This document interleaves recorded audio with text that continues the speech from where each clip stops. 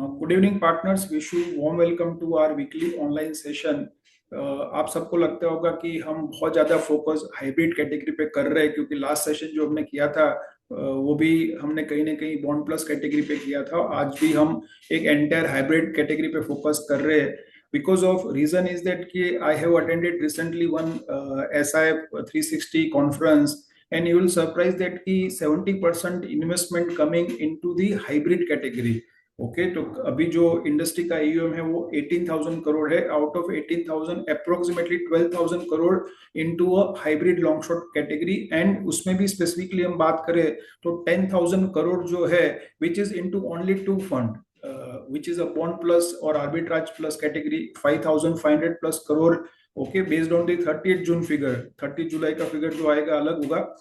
Okay, तो based on 30th June figure 5,500 crore plus investment into a Altiva hybrid long short fund, and another 4,000 crore plus AUM into the Magnum SIF। और हम bond plus category का बात करें, जो last month में NFO आए थे, जियो का prism hybrid long short fund, Kotak का भी infinite long short hybrid fund, तो कहीं ना कहीं सब मिला के हम ऐड करेंगे तो 12,000 करोड़ का AUM वहीं पे हो रहा है।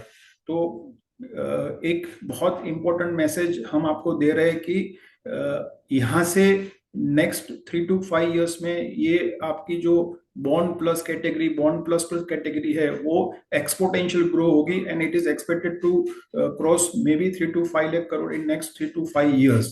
तो इसीलिए मैं यहाँ पे फोकस कर रहा हूँ कि हम जब क्लाइंट के साथ बात करते हैं तो पिछले काफी साल से being a mutual fund distributor, being a partner, okay, your और our focus as a prudent is more about the educating client about the SIP and about the mutual fund, specifically equity mutual fund. तो आज आप कोई client से बात करते हैं तो ऑटोमेटिकली यही मैसेज आता है कि आप उसे इक्विटी की बात करें। म्यूचुअल फंड का मतलब इक्विटी हो गया है, म्यूचुअल फंड का मतलब ही SIP हो गया है। तो यहाँ पे मैं चाहता हूँ कि हम SIP को एक डिफरेंट पोजिशन करें और हम एक क्लाइंट के साथ एक ऐसा डिस्कशन स्टार्ट करें, क्लाइंट को लगे कि SIP जो है वो मुझे कहीं पे कुछ नया सॉल्यूशन दे रहा है। ओके, तो यहाँ पे आपकी कुछ क्वेरी होगी सेशन के साथ साथ, तो मैं सॉल्व करता जाऊंगा। Okay, so let me move into the discussion. So we have divided the hybrid category into 3 part. One part is we call it arbitrage plus or bond plus strategy, which is the uh, conservative hybrid long short category. Secondly, we call it active asset allocated category, we call bond plus plus or arbitrage plus, and third is the underlying investment strategy is BEP. So name is hybrid long short fund, but there are three broad you can say investment strategy you can divide. One is the arbitrage plus, second is bond arbitrage plus plus, and third is the BEP category, and fourth is the you can say arbitrage or bond category also we'll discuss. Okay, so this is a very interesting category. So we know that ki FD and bond investor, those who are the HNI investor having a 10 plus CR AUM, okay, they have a two bigger pain points. One is the lower interest in the FD or bond, which is the 6 to 8%, and same time taxation is 30 to 40% inclusive of charges. So post take return become of 4 to 5%. Now you may understand why client is choosing the 50% approximately wealth preservation, because of someone who is a 10 CR portfolio and 50 plus age। ये भी interesting बात आई थी कि यहाँ पे SIP के 70% client जो है, okay, in terms of value, okay, which is a 50 plus client. Okay, तो कहीं ना कहीं ये कैटेगरी जो है वो एक HNI या मास एफ्लुएंट के लिए है, जिन्होंने एक अच्छी फाइनेंशियल एसेट क्रिएट कर ली है, 50 लाख, 1 करोड़, 2 करोड़। तो एक क्लाइंट का 10 करोड़ का पोर्टफोलियो 50 प्लस एज का क्लाइंट है, तो डेफिनेटली वो चाहेगा कि 5 crore I like to keep into the you can say safe investment, which is a FD bond, यानी कि product which will give me a fixed return, capital safety, and 50% I can go with the equity oriented, which may give you a higher potential return. Capital is at risk in short term. तो कहीं ना कहीं हम client के साथ अभी जो 10 करोड़ का हमारे पास क्लाइंट का पोर्टफोलियो है या क्लाइंट के पास 10 करोड़ का पोर्टफोलियो है, उसमें से हो सकता है पार्ट ऑफ एलोकेशन आपको दिया है इक्विटी में, म्यूचुअल फंड में दिया होगा, पीएमएस में दिया होगा, ओके, या एसआईएफ में भी आपको दे रहा होगा। बट यहाँ पे जो 5 करोड़ का दूसरा पोर्टफोलियो है क्लाइंट का, फिक्स डिपॉजिट और बॉन्ड और डेट फंड का, जहाँ पे हमारा एलोकेशन में भी नहीं है, तो हम क्लाइंट को एजुकेट करना चाहते हैं कि by taking a small additional risk आप क्या कर सकते हैं, आप एफडी से बेटर रिटर्न अर्न कर सकते हैं, ओके, बॉन्ड प्लस कैटेगरी में। तो यहाँ पे हम बात करें तो यहाँ पे पोस्ट टैक्स रिटर्न कितना आ रहा है क्लाइंट के लिए, 4 to 5% आ रहा है। यहाँ पे बॉन्ड प्लस स्ट्रेटेजी में क्लाइंट को 7 to 8% आ रहा है। इसका मतलब +3% का क्लाइंट को अल्फा मिल रहा है। और कौन कौन सी प्रोडक्ट यहाँ पे अवेलेबल है हमारे पास, तो ये सारी प्रोडक्ट अवेलेबल है, will discuss during this learning. तो यहाँ पे हमारा एक्सपेक्टेड रिटर्न कितना रहेगा कि अप्रोक्सीमेटली 8 to 10% का हमारा एक्सपेक्टेड रिटर्न रहेगा over period of 2 to 3 year, जबकि एफडी बॉन्ड में हमारा रिटर्न जो है 6 to 8% का रहता है। और यहाँ पे पोस्ट टैक्स 7 to 8% का मिलता है, जहाँ पे यहाँ पे पोस्ट टैक्स 4 to 5% का मिलता है। तो ये डिस्कस में कोई क्वेरीज है तो आप मुझे पूछ सकते हैं यहाँ पे। I am sure everyone is clear about the discussion.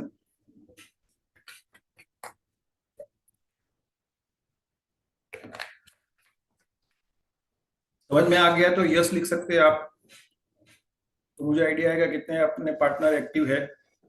Sir sir इसका जो इसका इसका ब्रोशर शेयर करेंगे क्या आप? हाँ, I will share everything to you. Sir जो क्लाइंट मतलब हायर ब्रैकेट में नहीं है, टैक्स ब्रैकेट में नहीं है, हम्म। लेकिन वो एक्चुअली एफडी कर रहा है, कॉर्पोरेट एफडी फंड बाजार में कर रहा है 8% पे, या सीनियर सिटीजन हो तो 8.5 पे कर रहा है, तो उसको हम एसआईएफ में क्या दे सकते हैं? तो वो हम देखेंगे, good question, that will see. So यहाँ पे मैं जो बात कर रहा हूँ, ओके, कि कोई क्लाइंट जो है पोस्ट टैक्स रिटर्न उसको टैक्सेशन का इशू नहीं है, तो भी यहाँ पे वो कॉर्पोरेट एफडी में 8% मिलता है, तो यहाँ पे वो 9 to 10% एक्सपेक्ट कर सकता है। तो उसको 1 या 2% कॉर्पोरेट एफडी से ज्यादा रिटर्न मिलेगा with a lower risk than the corporate FD. Okay, तो यहाँ पे हम क्या बात कर रहे हैं कि सबसे पहले मैं स्टार्ट करना चाहूंगा थोड़ा डिफरेंटली, एक सेल्स प्रोसेस से। तो बहुत इंपॉर्टेंट है, थोड़ा समझिए आप मैं क्या कर रहा हूं।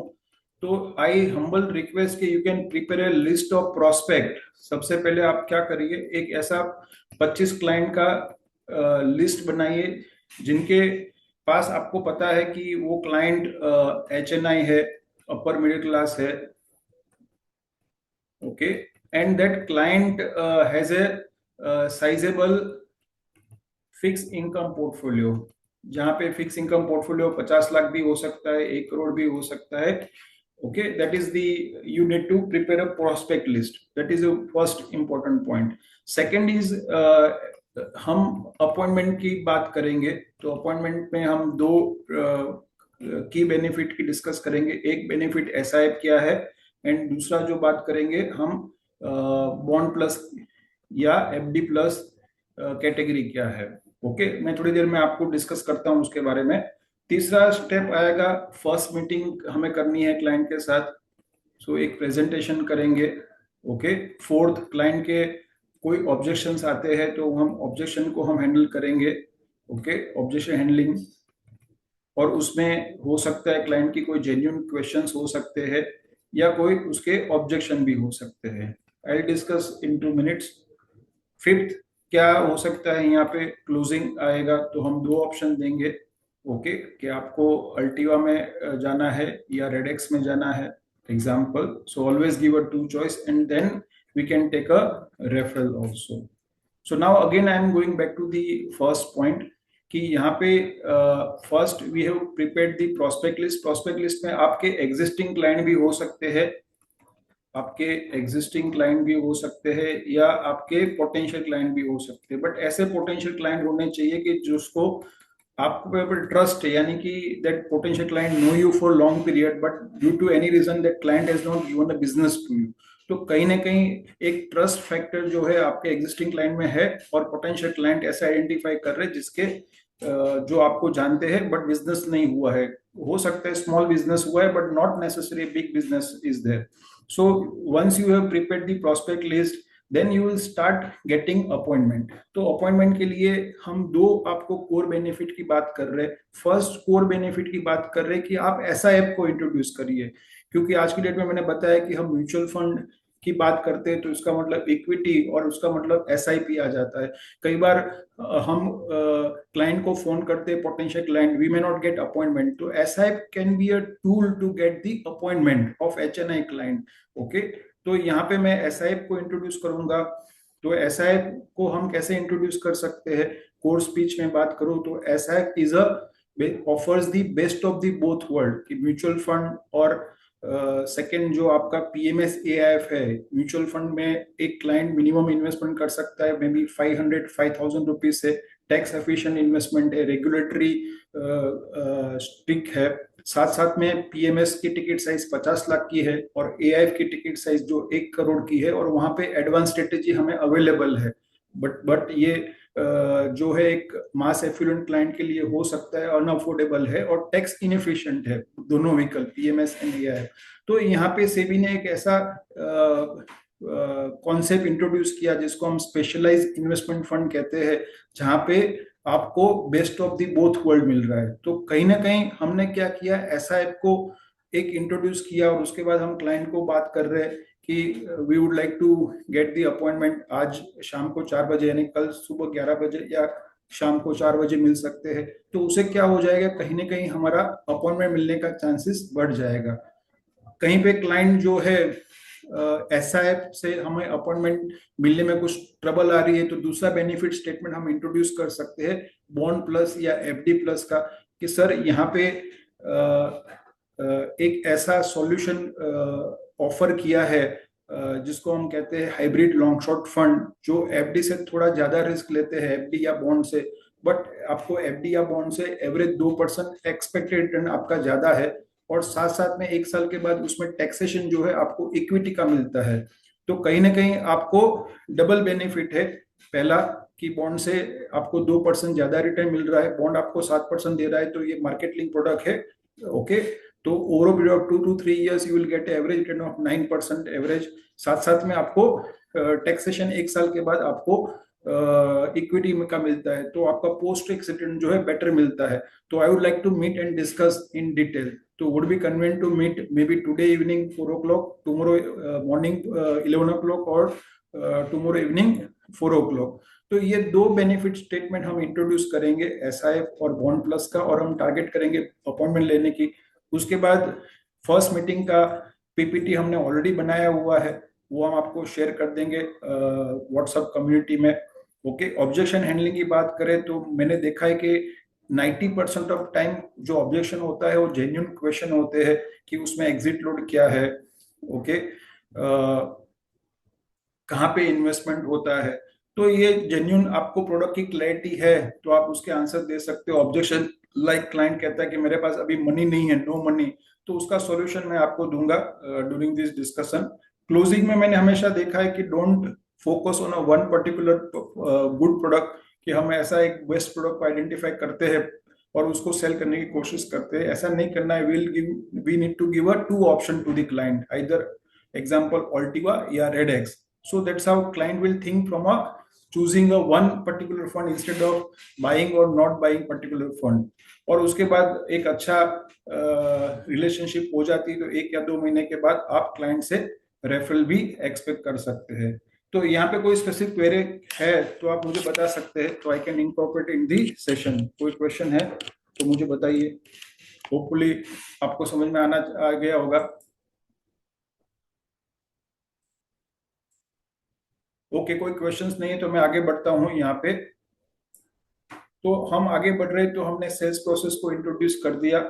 ओके, तो अभी हम प्रोडक्ट को समझ रहे हैं. तो सबसे पहला प्रोडक्ट जो मैं आपको इंट्रोड्यूस कर रहा हूँ, क्योंकि मैंने बताया कि यहाँ पे आपकी इन्वेस्टमेंट स्ट्रेटेजी जो है, ओके, एक चैट बॉक्स में क्वेश्चन आया है, समझ में आ गया. ओके, तो यहाँ पे हम इन्वेस्टमेंट स्ट्रेटेजी जो है उसको ब्रॉडली 3 कैटेगरी में डिवाइड करते हैं. ओके, जो क्लाइंट हमारे जो रहते हैं, ओके, वो आपके आर्बिट्राज फंड में इन्वेस्ट कर रहे हैं या एफडी में कर रहे हैं, बॉन्ड में कर रहे हैं, जहां पे आपको एफडी और बॉन्ड में हमने देखा कि टैक्स इनएफिशिएंट इन्वेस्टमेंट है, रिटर्न आपका जो है कम है। So here you basically have a low plus. मैं एक टाइमलाइन बना के बताऊं तो मैं ये कहना चाहता हूं कि मैं कोई क्लाइंट को एफडी या बॉन्ड का क्लाइंट है, ओके, और उसको बैफ या मैफ में लेके जाता हूं, और उसके बाद मैं यहाँ पे इक्विटी की बात करता हूँ, तो आपको सबको पता है इक्विटी में 100% आपका इक्विटी रहता है, बैफ मैफ में 50% रहता है। बट जो मैं प्रोडक्ट बात कर रहा हूँ बॉन्ड प्लस या एफडी प्लस या आर्बिट्राज प्लस, उसमें इक्विटी जो जो है 0 to 10% रहता है। इसका मतलब कि क्लाइंट के लिए एक ही स्टेप आगे बढ़ना है, ओके, कि जहां पे क्लाइंट को एक ऐसी प्रोडक्ट में इन्वेस्ट कर रहा है जहां पे उसको बहुत, हम एक रिस्क लो प्लस इसलिए कह रहे हैं क्योंकि मार्केट लिंक प्रोडक्ट है, तो मैं कोई गारंटी की बात नहीं कर रहा हूं, but over period of time 2 years 3 years we can expect the decent return of 8 to 10%। And ये मार्केट लिंक प्रोडक्ट है, तो एक साल के बाद विड्रॉ करेंगे तो आपका टैक्सेशन जो है आपका इक्विटी का बन जाता है। तो बहुत इंपॉर्टेंट है कि instead of getting into client from a directly FD bond to a BAF, जहां पे हमारा क्लोजर नहीं होता है या वो ऑलरेडी जितना करना था उन्होंने पास्ट में कर लिया है तो नया नहीं करेंगे, तो इसीलिए हमें यहाँ पे उनको हाइब्रिड एसआईएफ की बात करनी होगी जो बॉन्ड प्लस कैटेगरी है या लो प्लस रिस्क कैटेगरी की हम बात करेंगे। तो वापस मैं यहाँ पे बात करता हूँ, तो रिस्क प्रोफाइल क्या कहते हैं, लो प्लस, जिसको हम एफडी प्लस या बॉन्ड प्लस भी कहते हैं। 2 years एंड अबव का आपका होराइजन होना चाहिए। तो एवरेज आपका एक्सपेक्ट रिटर्न क्या आएगा, रेगुलर प्लान की बात कर रहा हूँ, ये आपका 8 to 10% का रिटर्न आएगा, और आपका एक साल के बाद टैक्सेशन क्या लगेगा, आपका 12.5% का टैक्सेशन लगेगा। तो इसमें सबसे पहला प्रोडक्ट जो है अल्टीवा है। प्लीज अंडरस्टैंड, मैं अल्टीवा पे फोकस करूंगा, इसका मतलब ये नहीं है कि यही प्रोडक्ट हम बेचेंगे। मैं इसलिए ये प्रोडक्ट पे फोकस कर रहा हूँ ज्यादा क्योंकि ये प्रोडक्ट जो है लास्ट ईयर अक्टूबर में इंट्रोड्यूस हुआ था, ऑलमोस्ट 9 month कंप्लीट हो चुके हैं, ओके। तो हमारे पास एक फैक्ट का डेटा अवेलेबल है, एक क्वालिटेटिव डिस्कशन मैं कर सकता हूँ उसके रेफरेंस से। तो इट डजंट मीन कि मैं अल्टीवा में फोकस करूंगा और अल्टीवा जो स्ट्रेटेजी यूज करेंगी हो सकता है वो सारे बाकी के फंड यूज करेंगे, ओके। तो कहीं ना कहीं ये अल्टीवा से मैं क्या करूंगा, जो बाकी की जो प्रोडक्ट है बॉन्ड प्लस उसका भी इनडायरेक्टली कवर हो जाएगा, और उसमें जो जो डिफरेंसेस है वहां पे हम फोकस करेंगे, ओके। तो सबसे पहली प्रोडक्ट हम स्टार्ट कर रहे हैं यहाँ पे अल्टीवा हाइब्रिड लॉन्ग शॉर्ट फंड, जिसको लॉन्च किया है एडलवाइज म्यूचुअल फंड ने। Now I am starting from the bottom. When this product was introduced, the first month NFO collection was only 300 crore, and today in June 2026 the product has a AUM of 5,500 crore plus. तो इसका मतलब ये है कि कहीं ना कहीं ये जो कैटेगरी मार्केट में एक गैप है वो गैप को ब्रीच कर रही है, इसी वजह से यहाँ पे एक अच्छा AUM का फास्ट ग्रोथ हुआ है, ओके। इसका जो मैंने लास्ट एनालिसिस किया था इस हिसाब से करीबन मैं आपको बताऊंगा एग्जैक्टली, अभी लेटेस्ट के हिसाब से 11% के हिसाब से उसका एनुअलाइज यील्ड है, और सिंस इंसेप्शन उसका अभी के हिसाब से अप्रोक्सीमेटली 8% का यहाँ पे एब्सोल्यूट रिटर्न दिया है, और एनुअलाइज रिटर्न करीबन 11% आ रहा है। तो यहाँ पे मैं वापस आऊँ तो हम ये कह रहे हैं कि expected risk and risk tolerance, expected risk हम कह रहे हैं बॉन्ड प्लस और arbitrage plus, risk tolerance low plus. This investment strategy is conservative hybrid placed between arbitrage and equity saving scheme, okay। तो I am sure सबको यहाँ पे idea रहेगा। मैं फिर से बता रहा हूँ कि एक साइड हम रिस्क की बात कर रहे हैं, दूसरे साइड हम रिटर्न की बात कर रहे हैं।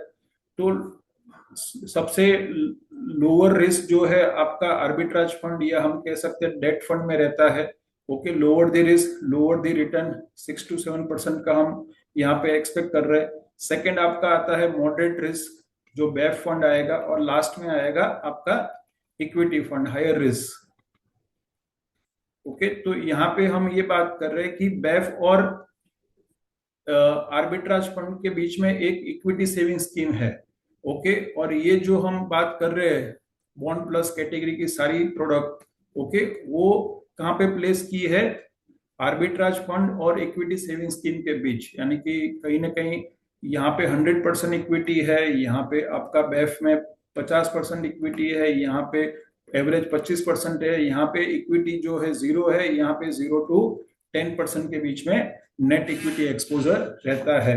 ओके, और एसआईएफ में मेन थॉट प्रोसेस ये रहती है कि हम टारगेट कर रहे हैं, हमारे फंड मैनेजर टारगेट कर रहे हैं कि हम रिस्क कैसा लेने की कोशिश करेंगे आर्बिट्राज फंड का, और रिटर्न कैसा देने की कोशिश करेंगे आपको इक्विटी सेविंग स्कीम जैसा। Okay, this is the target. Any good fund manager target कि भाई हम रिस्क हमारी जो कैटेगरी है उसे कम लेंगे और रिटर्न जो है हम आपको कैटेगरी से एक स्टेप ज्यादा देने की कोशिश करेंगे। एक्सपेक्टेड रिटर्न हमने बात की 9 to 10% based on the back tested analysis. तो हर एक एएमसी ने अपना बैक टेस्टेड एनालिसिस किया है साइंटिफिकली। ओके, और उसके बेसिस पे यहाँ पे हम बात कर रहे बिटवीन 8 to 10% हम एक्सपेक्ट कर सकते हैं। Tax efficiency 12.5% LTCG after 1 year, but 1 year के बीच में आप रिडम्पशन करेंगे तो 12 मंथ में आपका स्लैब रेट एप्लीकेबल होगा। आइडियल टाइम होराइजन क्या होना चाहिए? आपके क्लाइंट जो 2 साल 3 साल के लिए एफडी करते हैं, बॉन्ड में इन्वेस्ट करते हैं, डेट फंड में इन्वेस्ट करते हैं, ये मनी आप लेके आ सकते हैं। पोस्ट टैक्स रिटर्न क्या एक्सपेक्ट कर सकते हैं? 7.5 to 8.5% आप एक्सपेक्ट कर सकते हैं। This is the very important point कि यहाँ पे एलोकेशन क्या होगा। तो यहाँ पे हमें एक एसेट एलोकेशन का मैट्रिक्स बनाऊं तो ये हम बात करें स्पेसिफिकली अल्टीवा की, हर एक का अलग अलग हो सकता है एसेट एलोकेशन। तो यहाँ पे हम बात कर रहे हैं एवरेज 50% आपका बॉन्ड में इन्वेस्ट हो रहा है और बैलेंस 10% आपका जो है वो रिट्स, इनविट्स, ओके, और आपका इक्विटी में इन्वेस्ट हो रहा है। ओके, और बैलेंस 40% में यहाँ पे आपकी डेरिवेटिव स्ट्रेटेजी है, क्योंकि आप सबको पता है कि एसआईएफ का जो प्लस पॉइंट है वो आपका लॉन्ग शॉर्ट फंड इसलिए कहते हैं कि यहाँ पे हम डेरिवेटिव स्ट्रेटेजी प्ले कर सकते हैं जो हम हमारे ट्रेडिशनल म्यूचुअल फंड प्रोडक्ट में प्ले नहीं कर सकते हैं। तो यहाँ पे डेरिवेटिव स्ट्रेटेजी जो हम प्ले करेंगे उसमें प्रीडोमिनेटली 30% हम यहाँ पे यूज कर रहे हैं, वो कवर्ड कॉल स्ट्रेटेजी यूज कर रहे हैं और 10% में other income generating strategy like straddle, strangle, paid trade etcetera कर रहे हैं। तो ये सारी जो आपकी है यहाँ पे उसे एवरेज रिटर्न आपका 12% बनता है और यहाँ पे आपका एवरेज रिटर्न बनता है 8% का। तो दोनों का वेटेड एवरेज आप निकालेंगे तो 10% का आपका एक्सपेक्टेड रिटर्न आप एक्सपेक्ट कर रहे हैं। तो पहले मैं एक बार पीपीटी रन कर लेता हूं और उसके बाद आपको कुछ क्वेरी होगी तो मैं डिस्कस करूंगा।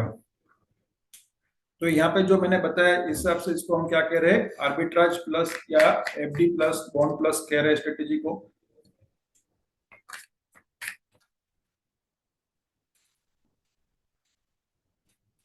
ऑलरेडी हमने डिस्कस कर लिया कि यहाँ पे कैसे आपका इन्वेस्टमेंट होगा।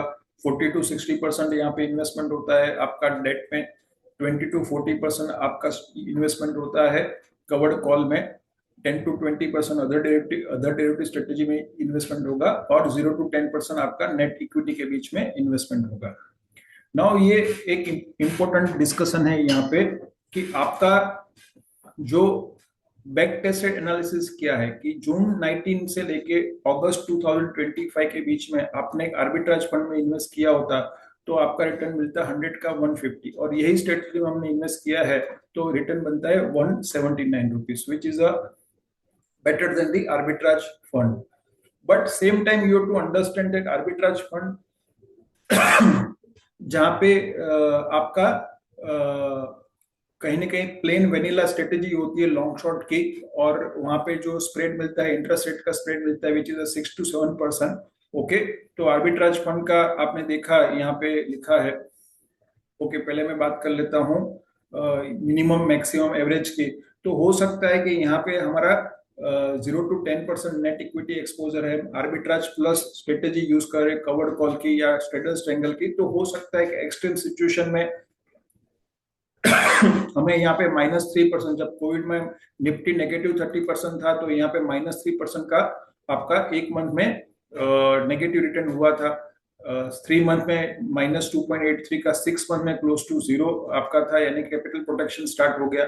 1 ईयर का 4.19% था और 2 ईयर का 7% था। सेम टाइम में मैक्सिमम की बात करूं तो 1 ईयर में 16.32% और 12.89। तो जैसे जैसे आप 2 साल पे जाएंगे तो आपकी जो वॉलेटिलिटी कम होती जाती है और आप क्लाइंट को कह सकते हैं कि आपको 8 to 10% के बीच में अप्रोक्सीमेटली आपकी एनएवी ग्रो होगी।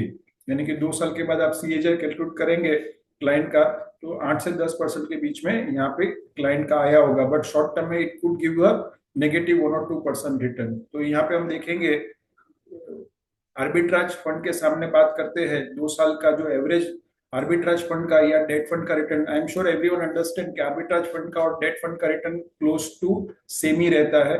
तो आपका डेट फंड या आर्बिट्राज ने 2 साल का एवरेज रिटर्न 6.6% दिया, जबकि यहाँ पे आपका एवरेज रिटर्न कितना मिल रहा है 10.10%, ऑलमोस्ट 3.5% का हमें अल्फा मिल रहा है।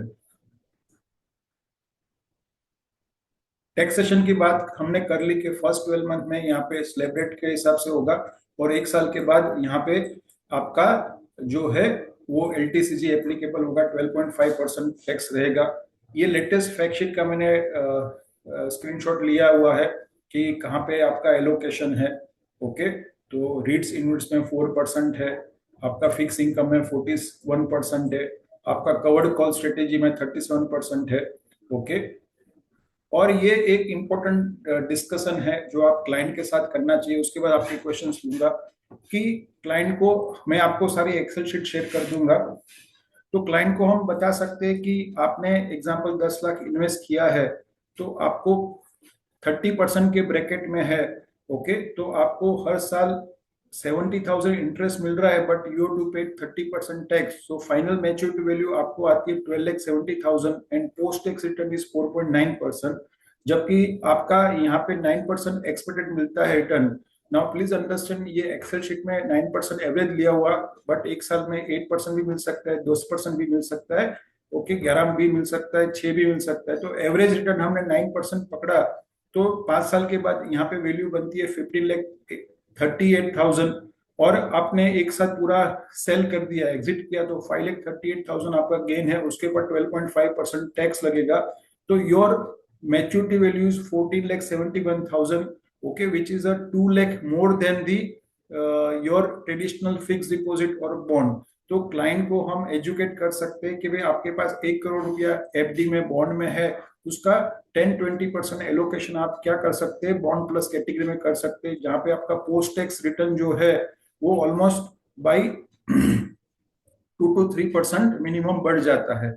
अभी मैं लेटेस्ट बात करूं यहाँ पे, उसके बाद आपके क्वेश्चन लूंगा। तो ये फंड रीओपन हुआ था 24 अक्टूबर को, जहां पे एनएवी 10 रुपीज थी, और कल का यानी कि लास्ट फ्राइडे का एनएवी 10.83 है। इसका मतलब यहाँ पे क्लाइंट को जो सीएजीआर मिला है, एक्सआईआर एनुअलाइज यील्ड, वो 11.23% का है, यानी कि 8.3% का एब्सोल्यूट रिटर्न एंड 11.23% का एनुअलाइज रिटर्न। तो कहीं ना कहीं ये प्रोडक्ट ने जो प्रोमिस किया था वो प्रोमिस को उसने बहुत अच्छी तरह से यहाँ पे फुलफिल किया। उसी वजह से इसका एयूएम 300 करोड़ का ऑलमोस्ट 5,500 करोड़ प्लस हो गया है। तो let me just open for some of the question. आपके कोई क्वेश्चन है तो मैं यहाँ पे ले लेता हूँ। तो इसको मैं समराइज करूँ तो हम ये कह सकते हैं क्लाइंट को aim for the consistent income with low volatility, all weather strategy, tax efficiency मिल रही है, रबस्ट रिस्क मैनेजमेंट है। तो उसका मैं आपको पीडीएफ फाइल शेयर करूंगा जिसमें हमने फंड मैनेजर भावे जैन को इनवाइट किया है। उसने 1 घंटा पूरा डिस्कस किया हुआ है, जो आप बेटर लर्निंग के लिए रीड कर सकते हैं, यानी कि उसको वीडियो को आप गो थ्रू कर सकते हैं। एक्सपीरियंस टीम मैनेजमेंट एंड जो आपको मैंने बताया कि as per the latest fact sheet month end AUM was 5,500 crore. यहाँ पे आपका विड्रॉल फ्रीक्वेंसी है मंडे एंड वेडनेसडे। ओके, और within the first 3 month में हम विड्रॉ करते हैं तो 0.5% का एग्जिट लोड है। After 3 month there is no exit load, minimum investment is 10 lakh. Okay, और उसके बाद आप यहाँ पे SIP, STP, SWP सब कुछ कर सकते हैं। Okay, now let me open up for question. कोई क्वेश्चन है तो यहाँ पे एक सर क्वेश्चन है। हाँ बोलिए। सर लोअर टैक्स ब्रैकेट का जो मैंने आपको पहले पूछा कि जो हम्म लोअर टैक्स ब्रैकेट में है, हम्म। तो उसके लिए एफडी के बदले ये फंड दे सकते हैं या और कोई बेटर रहता है देखिए जिसमें? देखिए पहले तो एक समझिए कि क्लाइंट को आज एफडी में रेट क्या मिलता है। लास्ट टाइम आपने क्लाइंट को एफडी दी उसमें कितना रेट मिला था? कॉर्पोरेट में बैंक एफडी में 8.1 में। हाँ, तो आप देखिए क्लाइंट को मार्केट लिंक से इशू नहीं है तो कितना इसमें एनुअलाइज यील्ड है? 11.23% का। दूसरा बेनिफिट यहाँ पे ये है कि आप कॉर्पोरेट एफडी आपने 3 साल के लिए की और समझो 1 साल के बाद आप विड्रॉ करते हैं तो आपको जो डिसाइडेड रिटर्न नहीं मिलेगा। आपको हो सकता है 1 साल का 7% ही रिटर्न होगा। ओके, और दूसरा आपको पेनल्टी भी लगेगी यहाँ, जबकि ये ओपन एंडेड स्कीम है ना, कि आप हर मंडे और वेडनेसडे विड्रॉ कर सकते हैं। तो आपने 1 साल के बाद समझो 3 साल के होराइजन से आपने इन्वेस्ट किया, बट 1 साल के बाद आपको विड्रॉ करना है पार्ट एलोकेशन, तो भी आप विड्रॉ कर सकते हैं। और सर उसमें आप जो आपने जो कहा कि इक्विटी टैक्सेशन आफ्टर 1 ईयर हो जाता है, तो उसमें ये 1,25,000 बेनिफिट तो इसमें नहीं मिलता है ना? नहीं, नहीं मिलेगा, हाइब्रिड स्कीम में नहीं मिलेगा। जी, ओके सर। हेलो हाँ बोलिए सर, सर। एक क्वेश्चन है। बोलिए। क्लाइंट का जो होराइजन है वो 6 मंथ का ही है। ऑल दो हम्म मतलब वो रेडी नहीं है कि मैं 1 ईयर होल्ड करूंगा ही करूंगा। तो 6 मंथ का होराइजन है, तो आर्बिट्राज के लिए वो पर्सन ओके है, तो एसआईएफ की पिचिंग नहीं कर बनती है सकते। यहाँ पर या नहीं, नहीं बनती है? नहीं, नहीं करेंगे, क्योंकि हमने बात की कि आपका कोई भी SI product hybrid long short fund होगा, उसके लिए आइडियल टाइम होराइजन आपका जो है 1 साल के ऊपर होना चाहिए। मैं आपको एक प्रोडक्ट बताऊंगा जो अभी फोकस प्रोडक्ट नहीं है, ओके, बट कहीं पे मिनिमम आपका 1 साल तो होना ही चाहिए। 1 साल के नीचे के लिए आप बेस्ट, आपके पास ऑप्शन है आर्बिट्राज फंड, और 1 साल के प्लस ही आप ये प्रोडक्ट को जा सकते हैं। ठीक है, thank you sir. Keyur hello भाई, एक स्मॉल डाउट है। हेलो। आप बोले ना। हाँ हाँ, नीलेश बात करूं। हाँ बोले। हाँ, एक था कि ये जो एनएवी जो होता है हम्म। एक्सपायरी के डेट में वापस चेंज हो जाता है when they have to square up, के ये डेली बेसिस का एनएवी? ये डेली बेसिस पे है आपकी, जैसे इसकी वेबसाइट, आप म्यूचुअल फंड की वेबसाइट एमफी की, आप जाएंगे तो डेली आता है। It's like a mutual fund product, but ये म्यूचुअल फंड प्रोडक्ट में आपका क्या है कि टिकट साइज 10 लाख है, डेली एनएवी आएगा। ओके, नहीं नहीं, बट एक्सपायरी के डेट में कोई उसी फर्क थोड़ी ना, आएगा क्या? एक्सपायरी डेट पे समझो लॉस हुआ तो कम हो जाएगा, फायदा हुआ तो और बढ़ जाएगा। नहीं नहीं, जो कॉन्ट्रैक्ट एक्सपायर होते हैं एक्सपायरी डेट में बाय डिफॉल्ट, वो कवर्ड कॉल्स हो या प्रोटेक्टिव पुट्स हो, जो भी इनकी स्ट्रैटेजी है, तो एक्सपायरी डेट में एनएवी में बम्प अप आएगा क्या, कि इट नहीं विल? नहीं, देखिए आपका क्वेश्चन मैं समझ गया। यहाँ पे हम मार्क टू मार्केट करते हैं ना। ये आपकी मार्केट लिंक प्रोडक्ट का एडवांटेज ये है कि डेली बेसिस टू मार्केट होता है। तो क्या होगा कि समझो कि मैंने कवर्ड कॉल किया और मैंने प्रीमियम अर्न किया। ओके, तो वो प्रीमियम जो है उसको मैं यहाँ पे ऐसा नहीं करूंगा कि मैं उसको फर्स्ट डे को पूरा मंथ का कर दूंगा। तो हो सकता है ये पूरा मंथ का प्रीमियम है ना, तो जैसे टाइम हाँ वैल्यू डिके होती है इस हिसाब से मैं मेरी एनएवी में उसकी इम्पेक्ट दूंगा ना। हाँ, तो वो तो मैन्युअली वो लोग करते रहते हैं पर डे, हाँ, तो द करना ही फंड। पड़ेगा ना कहीं आप समझो कि भाई मैंने प्रीमियम अर्न किया एक साथ और उसी दिन को मैंने एनएवी में कैलकुलेट कर दिया। ओके, तो अपना जो है वो बम्प आएगा ना, तो इसीलिए आपका गेन भी हो रहा है। आपने समझो कि भाई कोई स्टॉक परचेज किया है फ्यूचर में, ओके, या आपने शॉर्ट किया है कोई एग्जांपल, तो उसमें भी जो भी होगा वो mark to market everyday basis पे होगा ना। हाँ, करेक्ट करेक्ट, नहीं नहीं, thank you, just wanted to check that. और एक और क्वेश्चन था, ये आईसीएफ का भी जो हाइब्रिड लॉन्ग शॉट है, is it comparable to Altiva? No, क्योंकि वहां पे स्ट्रेटेजी बेफ है। अच्छा, बिकॉज एक क्लाइंट को हमने दे दिया तो एक में प्लस है एक में माइनस हो गया है अभी। प्लस माइनस समझाने में।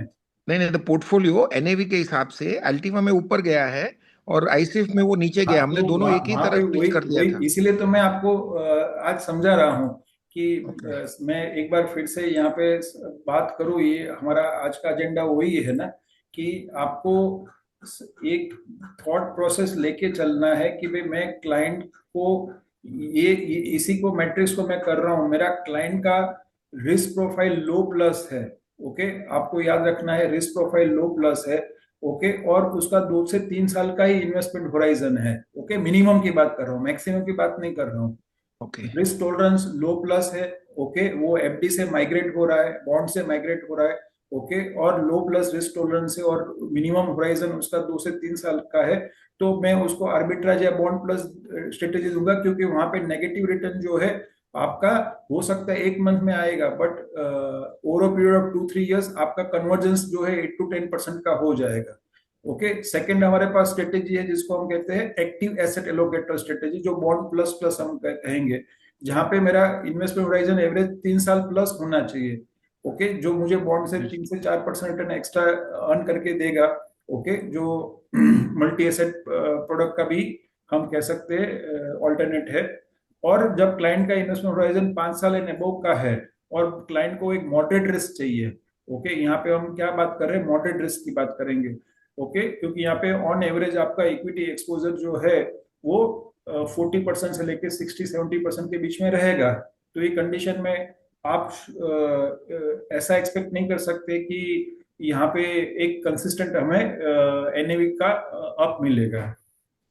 ओके, बट राइजिंग मार्केट में they should do much better than the arbitrage plus plus. Definitely ना, क्योंकि हम ऐसा अजम्पशन करके चलते हैं कि भाई 10 साल का पीरियड लेते हैं, कितने साल का पीरियड लेते हैं, 10 साल का, शॉर्ट टर्म नहीं लेता हूँ, तो 10 साल के पीरियड में सबसे अच्छा कौन करना चाहिए, तो मिड एंड स्मॉल कैप करना चाहिए, बट उसके लिए मेरा रिस्क टॉलरेंस हाई है और मैं 10 साल के लिए मिनिमम कमिटेड हूँ। ओके, और मैं इक्विटी का ही पैसा लगा रहा हूँ, मैं उसे कम रिस्क लेना चाहता हूँ तो मैं फ्लेक्सी कैप स्ट्रेटेजी में जा रहा हूँ। ओके, जो मैं कहता हूँ कि मुझे कहीं ना कहीं एक रिटर्न मिलेगा लोअर वॉलेटिलिटी के साथ, बट यहाँ पे बट मेरा रिस्क टॉलरेंस, यहाँ पे रिस्क टॉलरेंस जो है लो प्लस का है, यानी कि मैं एफडी बॉन्ड का पैसा जो है मेनली कहाँ पे लेके आने आने की बात कर रहा हूँ। कंजर्वेटिव। हाँ, कंजर्वेटिव, लो प्लस प्लस में और लो प्लस और लो प्लस प्लस में, या उसको हम कह रहे बॉन्ड प्लस और आर्बिट्राज प्लस प्लस में। ओके, और ये मॉडरेट रिस्क की बात करेंगे। तो कहीं ना कहीं क्लाइंट को एक बार पता होगा तो क्या होगा, क्लाइंट जो है शॉर्ट टर्म में पैनिक नहीं करेगा कि भाई मुझे पता है कि मैंने 10 साल से लिए इन्वेस्ट किया, then I can not compare the short term product return with the long term product. Okay sir, thank you. Okay, चलिए हम आगे बढ़ते हैं यहाँ पे। सर उपेंद्र बोल रहा है। एक क्वेरी था। एक एक क्लाइंट है जो म्यूचुअल फंड में इन्वेस्टमेंट नहीं करता है, मेजरली बैंक एफडीज में करता है, उसको अगर ये कोई अल्टीवा या दूसरा कोई हाइब्रिड वाला प्रोडक्ट सजेस्ट कर सकते हैं ना। तो यहाँ पे मैं आगे बढ़ रहा हूँ, तो देखिए कि अभी जो मैंने रिसेंटली यहाँ पे एसआईएफ का एक समिट अटेंड किया था, जहाँ पे कैम्स के पर्सन ने एक प्रेजेंटेशन किया था, वो भी मैंने वहां से मंगा लिया है। तो उनका ये कहना है कि अभी जो बिजनेस आ रहा है, तो आप देखिए कि अप्रोक्सीमेटली ये कैम्स का ही डेटा है, 10,000 करोड़ का कैम्स का ही डेटा है। ओके, क्योंकि कैम्स के पास अल्टीवा एएमसी नहीं है। ओके, तो ये 10,000, तो उसमें 7,000 प्लस इंडिविजुअल ने इन्वेस्ट किया है, 2,100 प्लस कॉर्पोरेट ने इन्वेस्ट किया है, और 140 इन्वेस्टर कैसे है, जो ट्रस्ट ने इन्वेस्ट किया है, जिसका एवरेज टिकट साइज कितना है, 1.83 CR। तो कहीं ना कहीं आपको मैं ये एजुकेट करने की कोशिश कर रहा हूँ कि बॉन्ड प्लस कैटेगरी जो है आपको हेल्प करती है अदर देन दी इंडिविजुअल क्लाइंट पे फोकस करने के लिए। तो आप समझो कि जो एचएनआई को मिलते हैं वो एचएनआई की खुद की कंपनी भी होगी, या वो कोई ट्रस्ट में ट्रस्टी है, या कोऑपरेटिव सोसाइटी में सेक्रेटरी है या चेयरमैन है, या उनका कोई ऐसी एंटिटी है जो केवाईसी उनका है म्यूचुअल फंड में या बैंक में ऑलरेडी कर रहा है, एफडी या बॉन्ड इन्वेस्ट कर रहा है, तो हम उसको अपग्रेड कर सकते हैं, and that's how they will be able to benefit with the 1 or 2% and 2 to 3% higher return and equity taxation. Okay. तो यहाँ पे मैं बात करूँ, मैंने बार बार आपको बता रहा था कि prudent is a listed company, तो जो रिसेंटली हमारा फैक्ट शीट यानी कि एनुअल रिपोर्ट आया, उसमें we have a total 436 crore rupees investment. Corporate कोई भी कंपनी होती है मेनली बॉन्ड एफडी में इन्वेस्ट करती है या आर्बिट्राज फंड में, because they not take a equity risk. okay, because this is money for the either money is kept in the for the expansion or maybe a contingency example। तो उसमें से हमने 89 crore rupees कहाँ पे invest किया है, specialise investment fund में, which is a 20% allocation. तो आप क्लाइंट को एजुकेट कर सकते हैं। ये एग्जैक्टली मैंने स्क्रीनशॉट लिया हुआ है कि टोटल हमारा 89 करोड़ का इन्वेस्टमेंट है और ये टोटल एसआईएफ का इन्वेस्टमेंट है। टोटल हमारा इन्वेस्टमेंट सब मिला के 436 करोड़।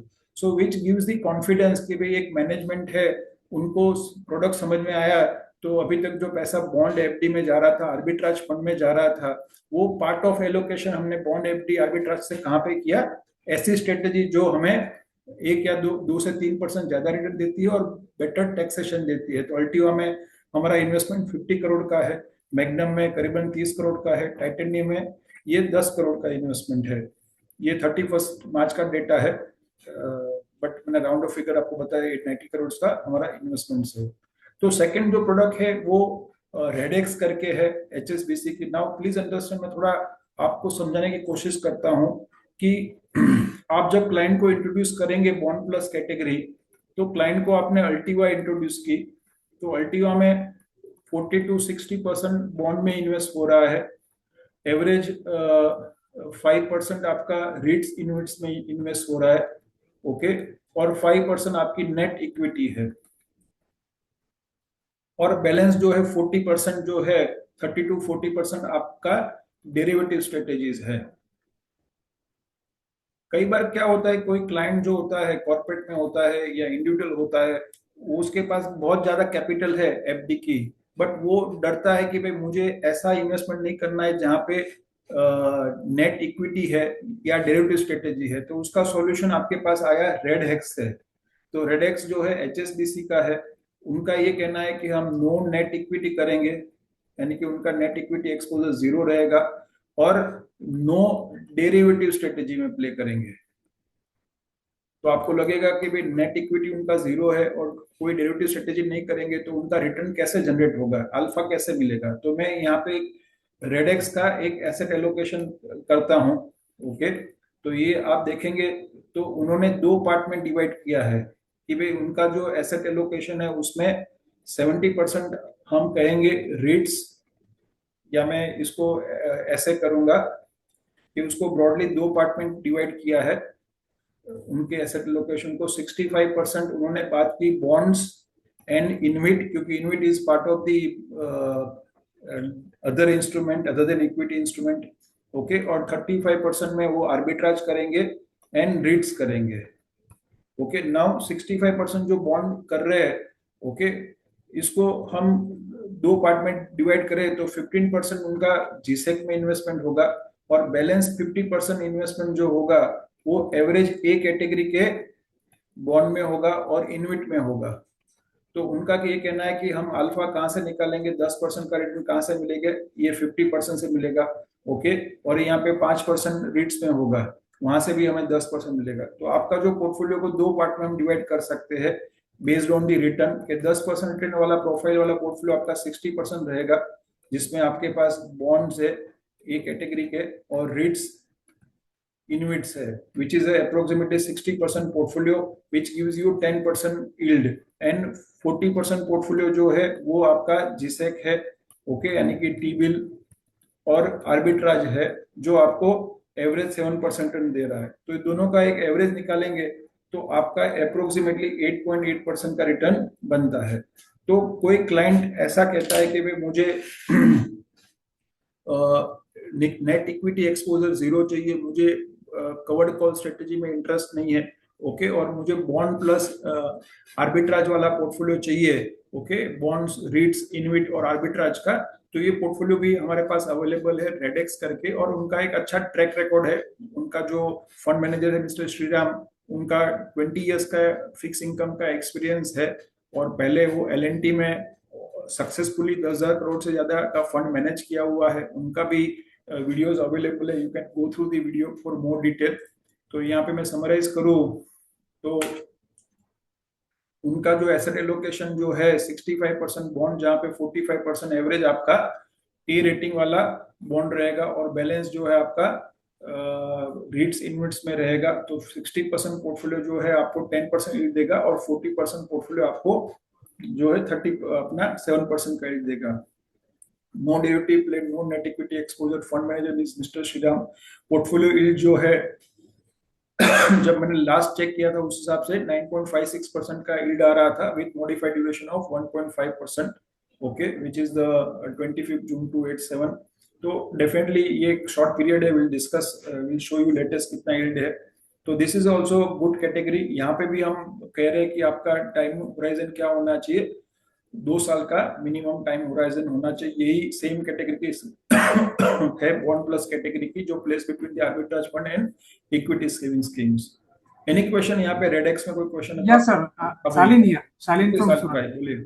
हाँ, मुझे ये क्वेश्चन है कि इसमें टैक्सेशन आएगा, वो आपने लिखा है इसमें 12.5 आफ्टर 1 ईयर, राइट, यानी long term.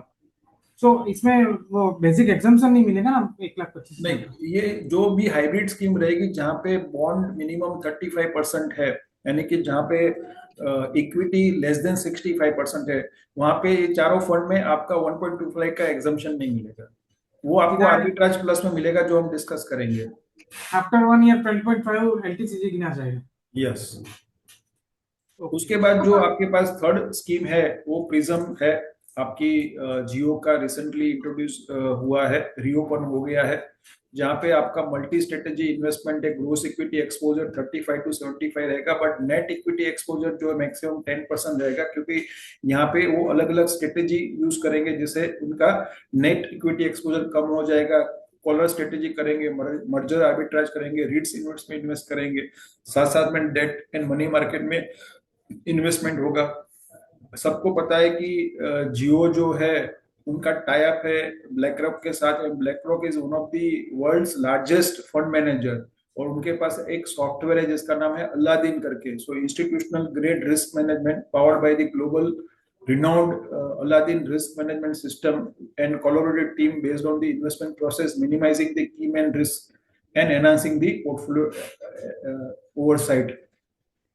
Experienced team management led by the Rishi Kohli, CIO, 25 years experience specializing in quant and systematic investment.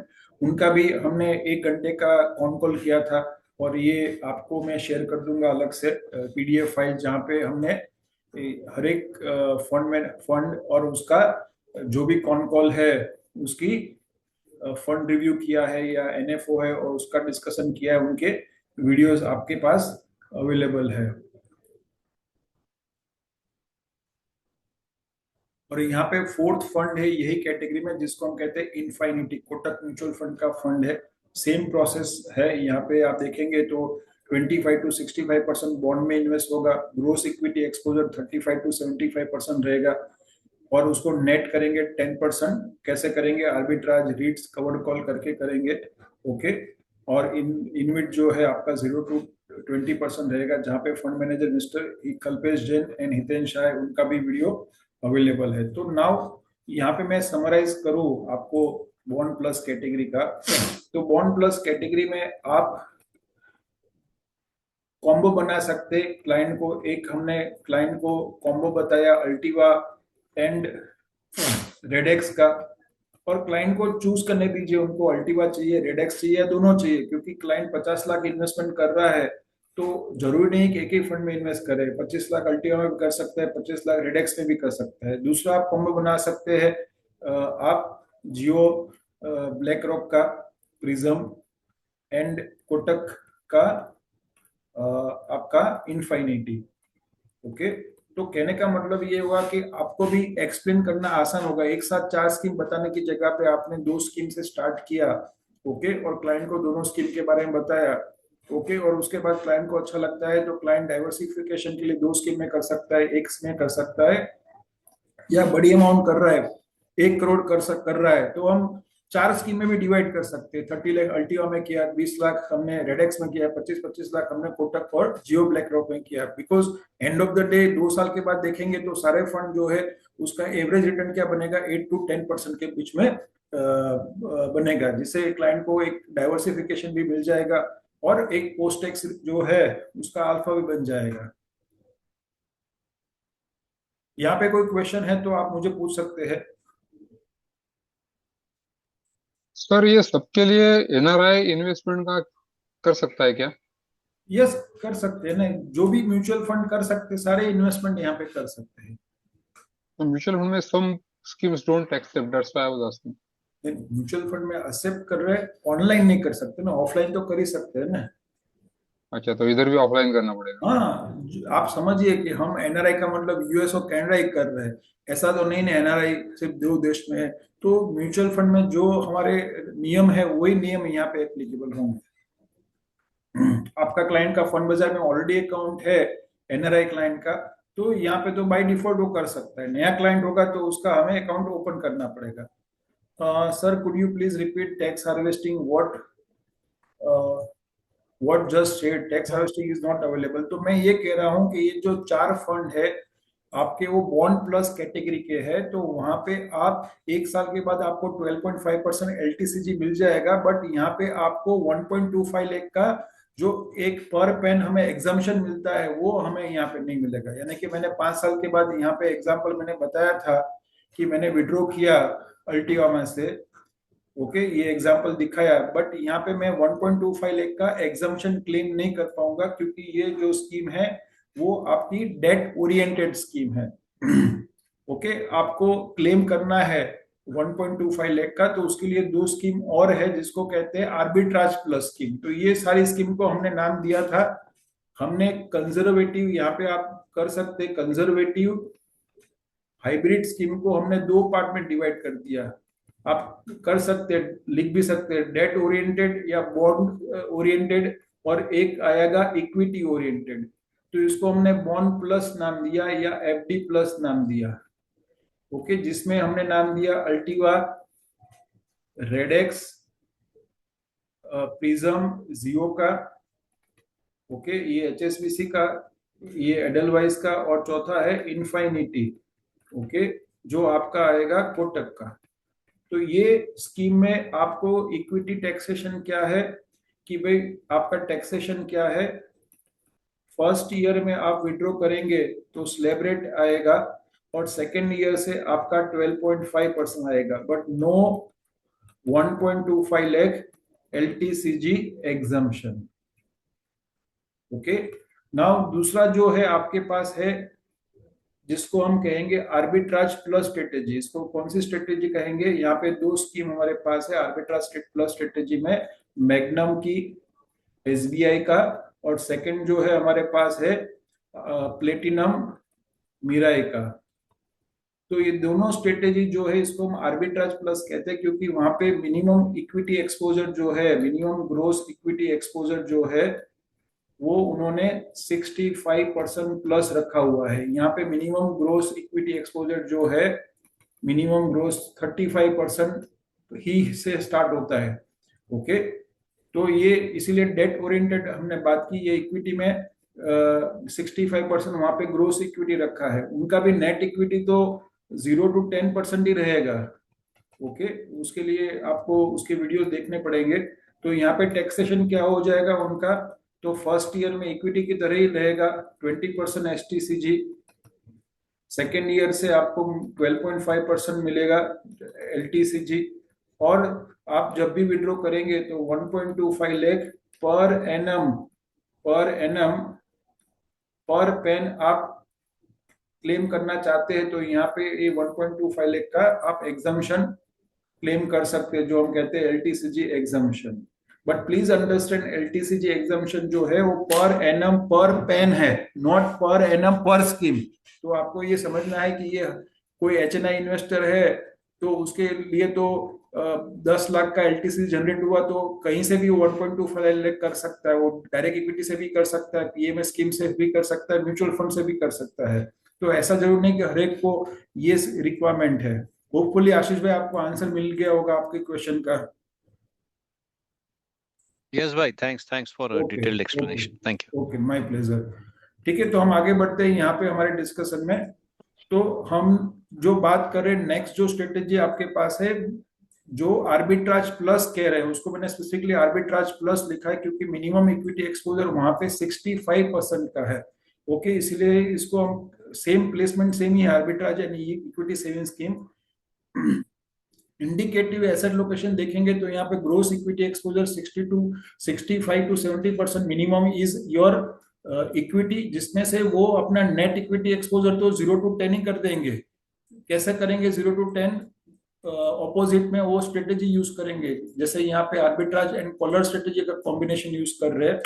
Okay, arbitrage and collar strategy, okay, साथ साथ में डेट 25 to 35% रहेगी, रिट्स इन्वेस्ट भी up to 10% रहेगा। तो आपका taxation pure equity का रहेगा, enjoy the equity taxation benefit, STC 20%, LTC 12.5, eligible for 1.25 lakh exemption. Fund manager Gaurav Mehta, since inception जो लास्ट चेक किया था तो यील्ड आया था 5%। तो मैं क्यों सबको बता रहा हूं कि आर्बिट्राज प्लस स्ट्रेटेजी में 2 साल का होराइजन होना चाहिए, क्योंकि कॉलर स्ट्रेटेजी ऐसी स्ट्रेटेजी है कि जो ट्रेंडिंग बुल मार्केट में ज्यादा काम करती है, और जब ट्रेंडिंग बेरिश मार्केट था लास्ट 6 मंथ 7 मंथ में, तो ये स्ट्रेटेजी अंडर परफॉर्म की। ओके, तो मैं आपको यहाँ पे दिखाता हूँ कि 1 ईयर रोलिंग रिटर्न एसआईएफ का उन्होंने कंपेयर किया है आर्बिट्राज फंड के साथ। तो आप देखिए कि ऐसा 1 साल के बाद आपको नेगेटिव रिटर्न नहीं मिलेगा दोनों में, आर्बिट्राज फंड में और आर्बिट्राज प्लस एसआईएफ में।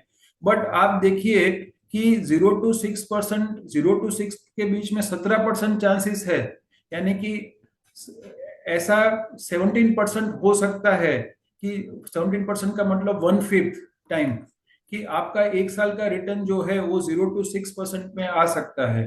ठीक है, तो एग्जैक्टली यही हुआ, क्योंकि ये कॉलर स्ट्रेटेजी जो है वो मेनली हमने डिस्कस किया है, उसका फंड मैनेजर का भी फंड रिव्यू अवेलेबल है, आप उसको देख सकते हैं।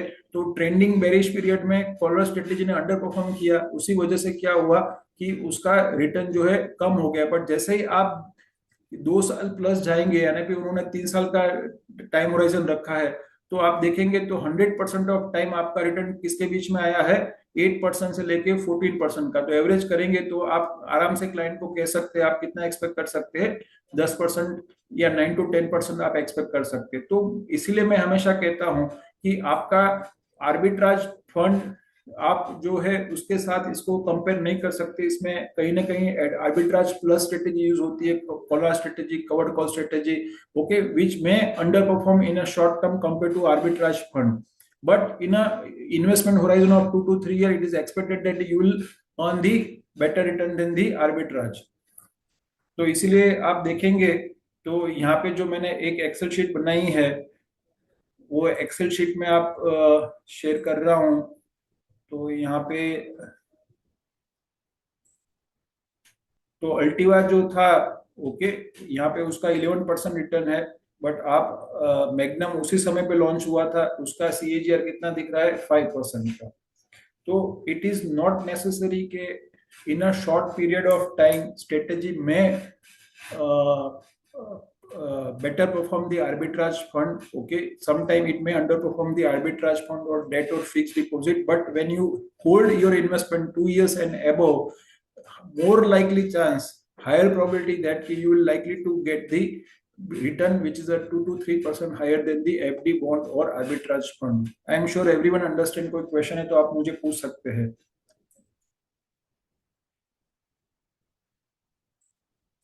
हेलो। हाँ बोलिए मेहुल बोलिए। हाँ सर, ये वही थोड़ा कंफ्यूजन था मेरा लास्ट टाइम भी कि ये जो स्ट्रेटेजी है, जैसे ही आप बता रहे हैं कि मैग्नम वाला जो है वो कॉलर स्ट्रेटेजी यूज कर रहा है, और हम इसको बोल रहे हैं कि ये आर्बिट्राज प्लस प्लस में है। आर्बिट्राज और प्लस, हाँ करेक्ट। और जो दूसरा वाला जो स्ट्रेटेजी था, जो प्रीवियस हमने देखा था, जियो वाला जो हमने आर्बिट्राज में डाला हुआ था, तो वो भी आई थिंक कॉलर स्ट्रेटेजी ही यूज कर रहा है ना प्राइमरीली। तो मेरे कैटेगरी वो 1.25 कैटेगरी वाइज वो समझ में आ रहा है कि आर्बिट्राज प्लस है और ये आर्बिट्राज है, तो वो डिफरेंशिएशन आ गया टैक्सेशन वाइज। बस स्ट्रेटेजी वाइज तो दोनों सेम ही लेवल पे है ना। हाँ सही में देखो ना, मैंने आपको बताया तो सही है। आपको यहाँ पे आपको बताया कि आपका 2 पार्ट में डिवाइड करो, फिर से बता रहा हूँ कि 2 पार्ट में इसलिए मैं डिवाइड किया है कि आपकी बॉन्ड प्लस स्ट्रेटेजी है। बॉन्ड प्लस स्ट्रेटेजी का मतलब अंडरलाइंग एवरेज 40 से 60% आपका बॉन्ड यूज होता है। कहाँ पे इन्वेस्टमेंट होता है, बॉन्ड में इन्वेस्ट होता है। तो यहाँ पे आपको मैंने अल्टीवा का करके दिखाया कितना परसेंट बॉन्ड में इन्वेस्टमेंट था, 50%, जिसका रिटर्न कितना मिल रहा है, 8%। तो जो स्ट्रेटेजी में 40 से 60% एवरेज बॉन्ड में इन्वेस्टमेंट होता है, तो वहां पे आपका जो है एक रिटर्न बॉन्ड से बनेगा और दूसरा रिटर्न आपका कवर्ड कॉल स्ट्रेटेजी या जो भी डेरिवेटिव स्ट्रेटेजी से बनेगा, रीट्स, इन्वेट्स या नेट इक्विटी से। बट दूसरा जो अभी हम बात कर रहे हैं यहाँ पे, जो स्पेसिफिकली 2 फंड के लिए बात कर रहा हूँ, 2 फंड जिसको हम कहते हैं आर्बिट्राज प्लस स्ट्रेटेजी, जिसको मैं बॉन्ड स्ट्रेटेजी नहीं कर रहा हूँ, बॉन्ड प्लस नहीं कर रहा हूँ, आर्बिट्राज, जिसमें प्लेटिनम है और आपका मैग्नम है। आई एम श्योर सबको पहले पता होना चाहिए आर्बिट्राज फंड क्या है, क्योंकि मैंने देखा है कि 90% of time most of people they don't know what is arbitrage fund. So arbitrage fund basically when you invest in arbitrage fund, your fund manager buy the stock, let's say कि buy the Infosys example 1000 share, immediately उसका वो future में 1 month future में short कर देता है। तो समझो कि यहाँ पे प्राइस चल रही है 1100 रुपए की और फ्यूचर में उसकी प्राइस होगी 1110 रुपए की। तो ये जो प्राइस डिफरेंस होता है कैश मार्केट का प्राइस और फ्यूचर 1 मंथ का कॉन्ट्रैक्ट का, वो एवरेज एनुअलाइज जो प्राइस डिफरेंस होता है वो 6 to 7% का होता है। तो यहाँ पे क्या होता है आर्बिट्राज फंड में, नो मार्केट रिस्क, क्योंकि वहां पे कोई मार्केट रिस्क नहीं है, क्योंकि आपका जो स्टॉक मैंने परचेज किया उसी सामने उसका मैंने फ्यूचर शॉर्ट कर दिया है। तो it is a market neutral strategy और नो मार्केट रिस्क। बट वहां पे जो मेरा रिटर्न बनता है वो इंटरेस्ट स्प्रेड से बनता है, इंटरेस्ट का एक स्प्रेड से बनता है जो एवरेज 0.6% से लेके आपका 0.5% से लेके 0.7% के बीच में होता है। यानी कि एवरेज में गिनो तो 6 to 8% के बीच में होता है, एवरेज हम उसको 7% कह सकते हैं। तो लोग आर्बिट्राज फंड में इसलिए इन्वेस्ट कर रहे हैं जो हाई टैक्स ब्रैकेट में होते हैं। जैसे कोई कॉर्पोरेट इन्वेस्टर है, प्रूडेंट की बात करूं, प्रूडेंट के पास जो कैश सरप्लस है वो पहले प्रूडेंट एग्जांपल, उसके पास नॉलेज नहीं है कोई कॉर्पोरेट इन्वेस्टर के पास, तो वो करंट अकाउंट में रखेगा। करंट अकाउंट के बाद किसी ने उसको एजुकेट किया तो लिक्विड फंड में जाएगा, बट लिक्विड फंड में आपको जो है डेट का टैक्सेशन लगेगा। किसी भी ने उसके बाद किसी ने समझाया कि भाई आप एग्जांपल आर्बिट्राज फंड में इन्वेस्ट करो, तो वहां पे आपको 30% की जगह पे एसटीसी 20% लगेगा, ओके, और 1 साल के बाद आपका टैक्सेशन 12.5 हो जाएगा।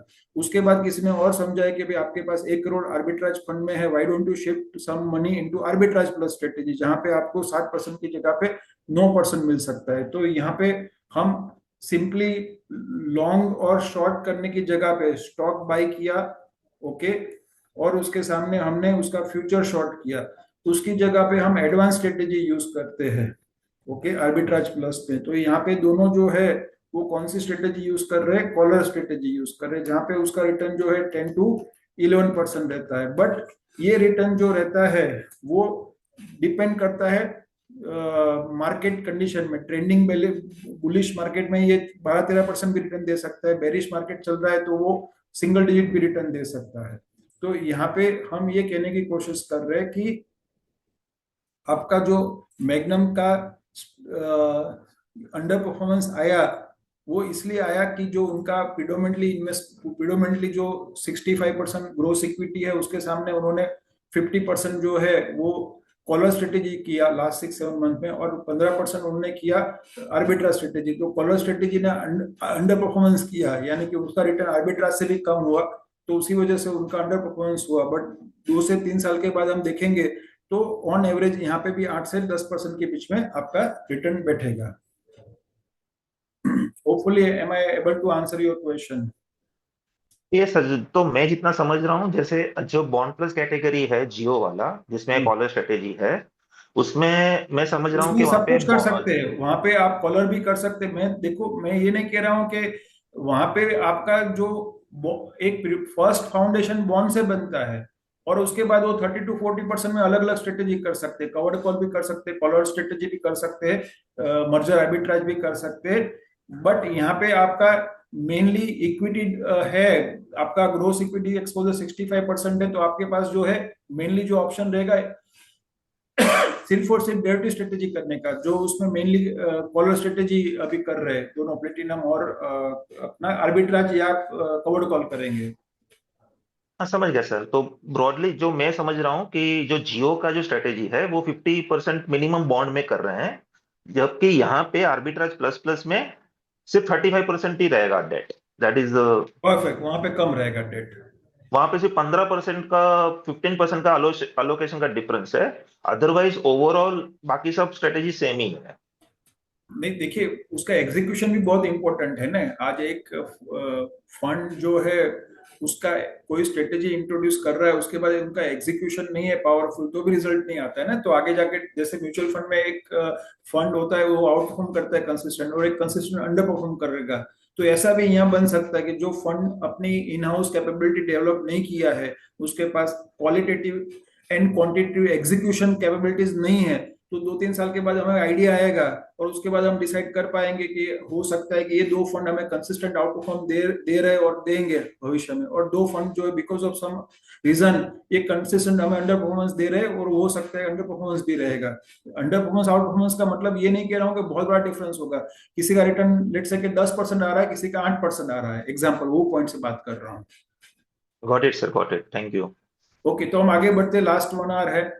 तो यहाँ पे जो हम बात कर रहे हैं, जो नेक्स्ट इंटरेस्टिंग स्ट्रेटेजी है जिसको हम कहते हैं लो प्लस प्लस, यानी कि आर्बिट्राज प्लस प्लस या एफडी प्लस प्लस या बॉन्ड प्लस प्लस, जहाँ पे आपका मिनिमम इन्वेस्टमेंट होराइजन 3 साल से ज्यादा होना चाहिए, जहाँ पे हम एफडी से एवरेज 3% रिटर्न एक्सपेक्ट कर सकते हैं 3 साल प्लस होराइजन में, एवरेज हम कह सकते हैं 10% डबल डिजिट, और 1 साल के बाद हम विड्रॉ करेंगे तो हमें यहाँ पे 12.5% का LTCG एप्लीकेबल होगा। But with in the 12 month please understand हमारा रिटर्न जो है वो टैक्सेशन जो है स्लैब रेट एप्लीकेबल होगा। यहाँ पे हम बात कर रहे जो हमारा प्लेसमेंट है वो इक्विटी सेविंग स्कीम और बैफ के बीच में, यानी कि बैफ से कम रिस्क की स्ट्रेटेजी है। तो उसमें फर्स्ट जो है वो आदित्य बिरला का एपेक्स है, hybrid long short fund. Okay, जहाँ पे मैं समराइज करूंगा तो इसका जो लेटेस्ट यील्ड है, ओके, जो अल्टीवा का एपेक्स का वो अभी 9.59 चल रहा है। ओके, 10.02 और अभी 10.31, तो 9.59% का इसका एनुअलाइज यील्ड है। ओके, और यहाँ पे हम बात करें तो एसेट एलोकेशन क्या है मेन इंपॉर्टेंट, तो आर्बिट्र यहाँ पे आपका एसेट एलोकेशन जो है डेट 35 to 65% है। ओके, नेट इक्विटी आपका 0 to 40% के बीच में रहेगा। तो आप देखिए जो भी स्कीम मैंने बात की बॉन्ड प्लस या आर्बिट्राज प्लस जो आपकी लो प्लस रिस्क वाली, वहां पे नेट इक्विटी 0 to 10% के बीच में था। यहाँ पे पहली बार आपका इक्विटी एक्सपोजर बढ़ रहा है। तो हमें पता है कि जब हम लॉन्ग टर्म के लिए इन्वेस्ट करते हैं 3 से 5 साल के लिए, तो higher the equity exposure higher the expected return. तो यहाँ पे आपका इक्विटी एक्सपोजर 0 to 40 के बीच में है। ओके, डेट आपका 0 to 35 to 65, और यहाँ पे फंड मैनेजर चाहे तो अप टू 25% का शॉर्ट भी ले सकता है या इनकम जनरेटिंग डेरिवेटिव स्ट्रेटेजी भी यूज कर सकता है। तो यहाँ पे हमने बात की है आपका रिटर्न 9 to 11% के बीच में। उसके बाद हम जो इंटरेस्टिंग डिफरेंशिएशन की बात करेंगे, हमें म्यूचुअल फंड में पता है कि हमारे पास प्रोडक्ट है मल्टी एसेट फंड, और यहाँ पे जो सेबी ने कैटेगरी इंट्रोड्यूस की है इसको नाम दिया है एक्टिव एसेट एलोकेटर।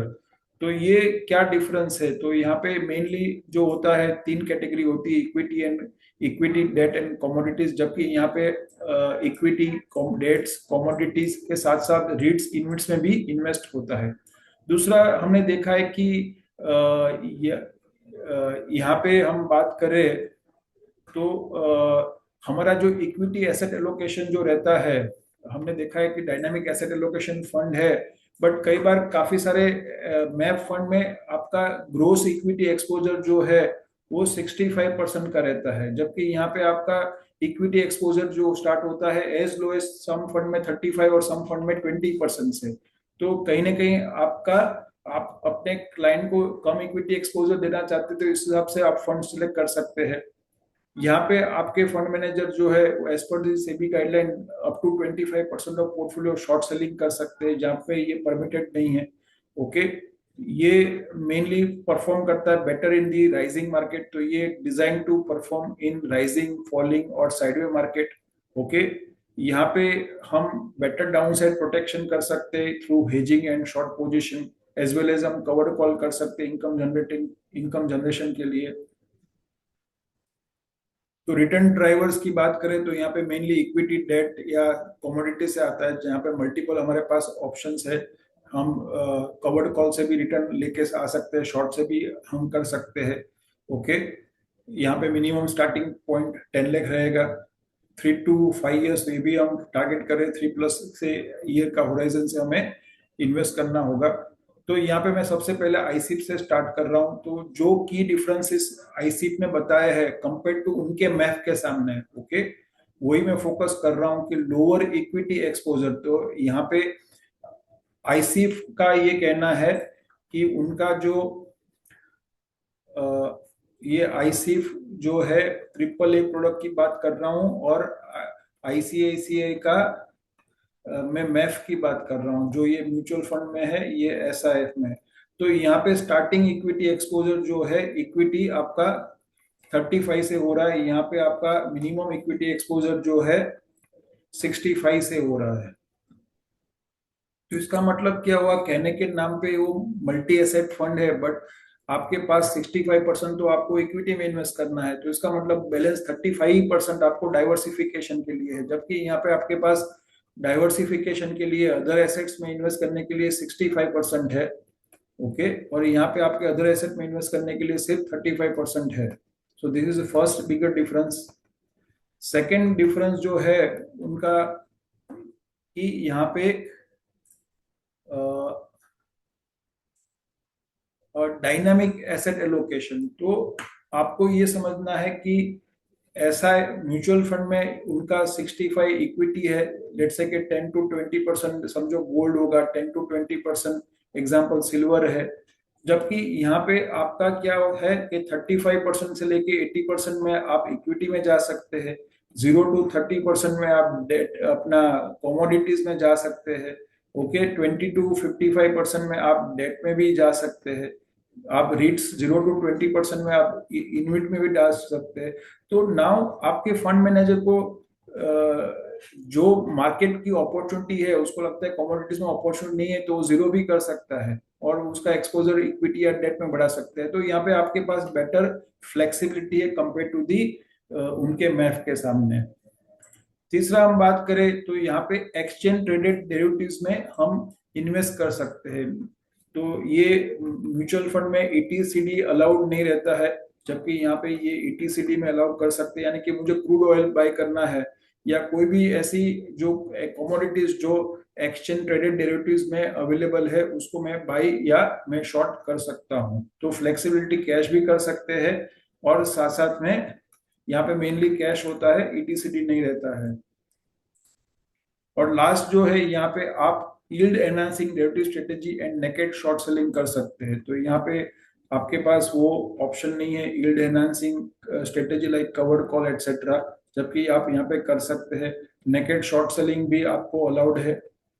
तो ये सबको समराइज करते हैं, सारे जो बेनिफिट यहाँ पे बात की, जो डिफरेंसेस, तो उनका ये कहना है कि जो रिस्क रहेगा वो lower the expected risk versus MF, यानी कि मैफ से कम रिस्क की है product, and opportunity to earn the higher expected than the MF. तो उसका भी वीडियो अवेलेबल है। उनके भी जब एनएफओ लॉन्च था तो उनके फंड मैनेजर आए थे, उन्होंने जो एक्सप्लेन किया था उसी को मैंने समराइज किया है। तो यहाँ पे क्लाइंट को हम बात कर रहे हैं equity exposure 35 to 80%, commodities and debt 20 to 50%, जिसमें 0 to 30 कमोडिटी आ गया है, इन्वेंट्स अप टू 20%, ओके। तो एक्सपेक्टेड प्रीटेक्स रिटर्न क्लाइंट 1 साल प्लस हम बात कर रहे हैं, बट आइडियली इन्वेस्टमेंट होराइजन आपका 3 साल होना चाहिए।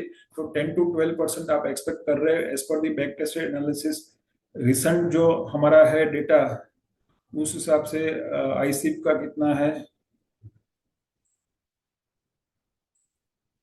तो ये आईसीप का रिटर्न जो है 8 जून को एनएवी 10 रुपीज थी, और 24 जुलाई को ये एनएवी 10.20 है। इसका मतलब एनुअलाइज यील्ड 17% है, बट प्लीज अंडरस्टैंड ये कन्वर्ज होगा एवरेज 10 से 12% के बीच में। तो आपका क्लाइंट जो रिस्क बैप से कम लेना चाहता है, okay, but equity saving scheme से ज्यादा लेना चाहता है, और 3 साल से प्लस से ज्यादा का होराइजन है, तो ये एक्टिव एसेट एलोकेटर प्रोडक्ट जो है वो compare to the multi asset fund बहुत ज्यादा उसको बेनिफिट देती है। कहीं ना कहीं हम बात करें तो आपके क्लाइंट ने पास्ट में मल्टी एसेट फंड में इन्वेस्ट किया है और अच्छा उसको पोर्टफोलियो रिटर्न बन गया है, 50 लाख का उसका मल्टी एसेट पोर्टफोलियो है, तो it is a good time कि आप क्लाइंट को पोर्टफोलियो को डाइवर्सिफाई कर सकते हैं 10 या 20 लाख रुपया एक्टिव एसेट एलोकेटर फंड में। या क्लाइंट नया फ्रेश इन्वेस्टमेंट करना चाहता है 10 लाख या उससे ज्यादा का, तो आप सजेस्ट कर सकते हैं कि भाई instead of getting into MF, आप बेटर डाइवर्सिफिकेशन के लिए कहाँ पे जा सकते हैं, आप ट्रिपल ए में जा सकते हैं। कोई क्वेश्चन है तो मैं लेता हूं आपका।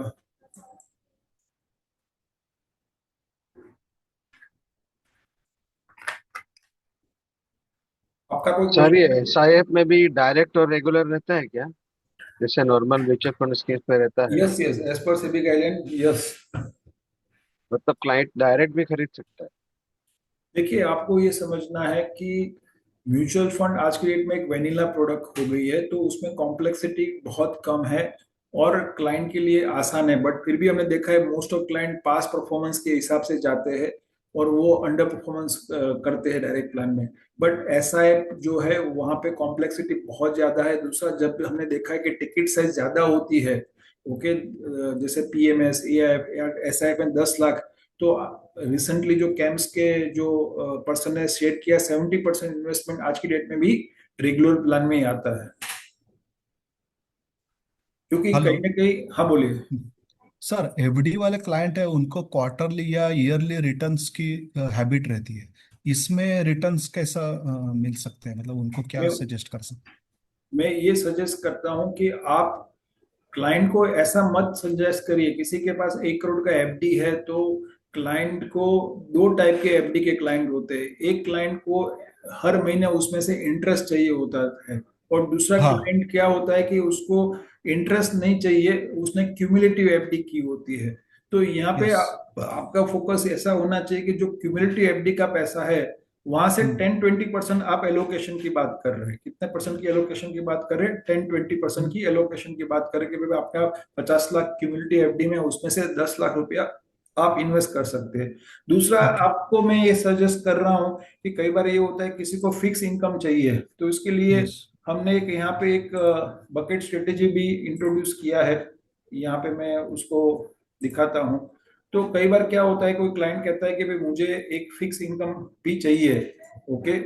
तो ये फिक्स इनकम जरूरी नहीं है कि हम एक ही फंड से करें। जहाँ पे एक क्लाइंट के पास 1 करोड़ रुपया है, जिसको हर महीने 50,000 रुपीज चाहिए, तो नॉर्मली हम क्या करते हैं, बैफ लेते हैं और बैफ में डाल के 6% का विड्रॉल दे देते हैं SWP या बैफ में से। तो इससे बेटर तरीका है हमारे पास कि ये 1 करोड़ रुपए को 2 पार्ट में डिवाइड कर दो।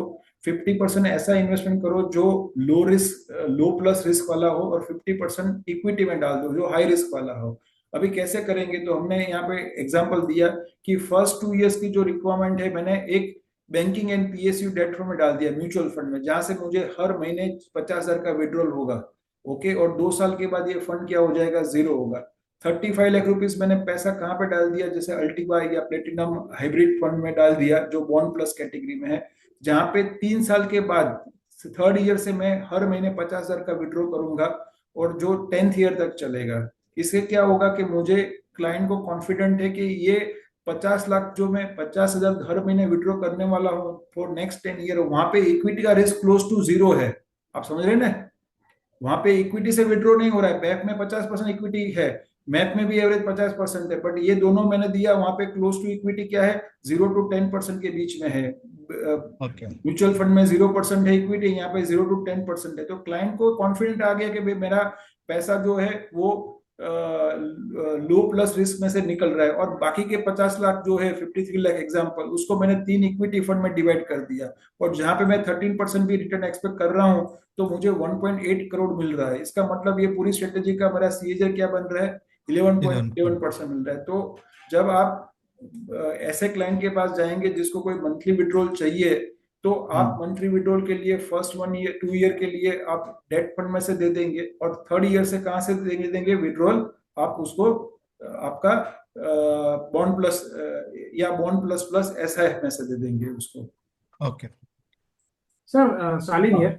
हाँ, बोलिए ना। मुझे एक क्वेश्चन ऐसा है कि ये अभी ICICI प्रूडेंशियल का एक NFO आया था, मल्टी एसेट एक्टिव FIF, हाँ हाँ।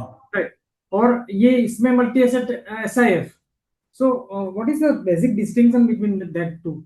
तो आप मिस किया ना, लास्ट हाफ एन 15 मिनट आप नहीं थे, इसलिए आपका क्वेश्चन आया। Yes yes yes. हाँ, तो आप वीडियो देख लेना, मैं शेयर कर दूंगा आपको वीडियो, ठीक है? Okay, thank you.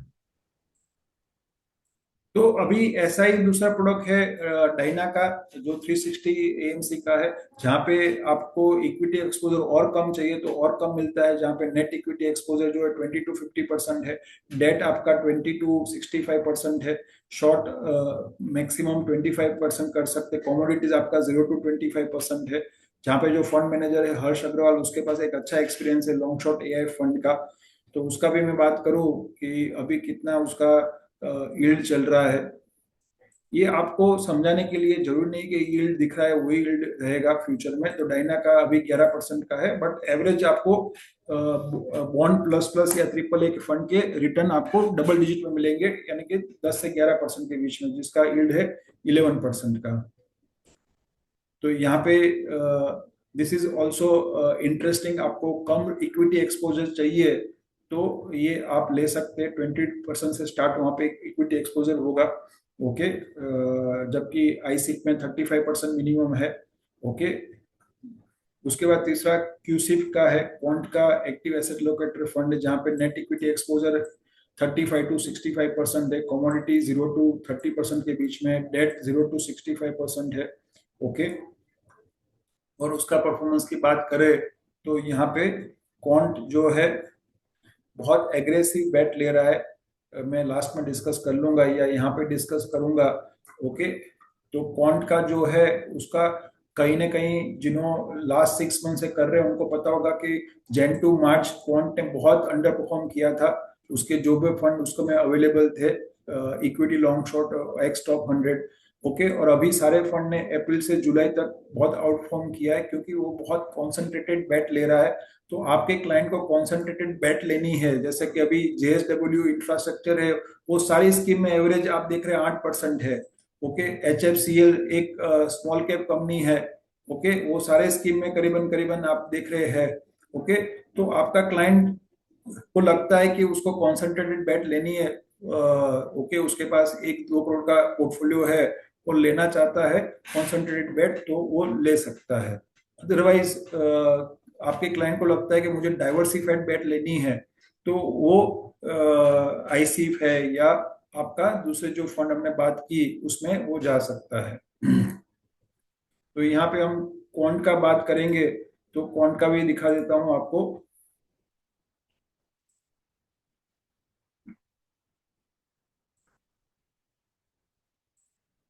तो ये क्वांट का जो है वो अभी 10 रुपीज की एनएवी अभी 10.92 चल रही है, इसका मतलब 42% का एनुअलाइज यील्ड दिखा रहा है, बट एज आई सेड कि ये कन्वर्ज होगा 10 to 12% के बीच में।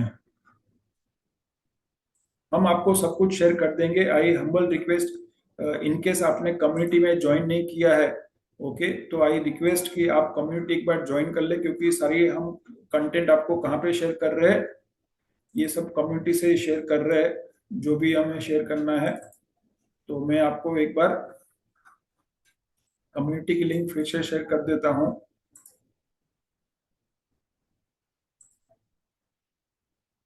तो in case if you not join, okay, तो मैं चैट बॉक्स में शेयर कर रहा हूं। तो सबसे पहले काम करिए, कौन आप कम्युनिटी में ज्वाइन कर लीजिए, और उसके बाद आपको जो भी अपडेट्स है अबाउट ऐसा है आपको मिलते रहेंगे। वापस मैं चलता हूं, यहाँ पे लास्ट हमारा डिस्कशन पॉइंट है, जो बेप स्ट्रेटेजी की बात कर रहा हूँ। कौन सी स्ट्रेटेजी की बात कर रहा हूँ?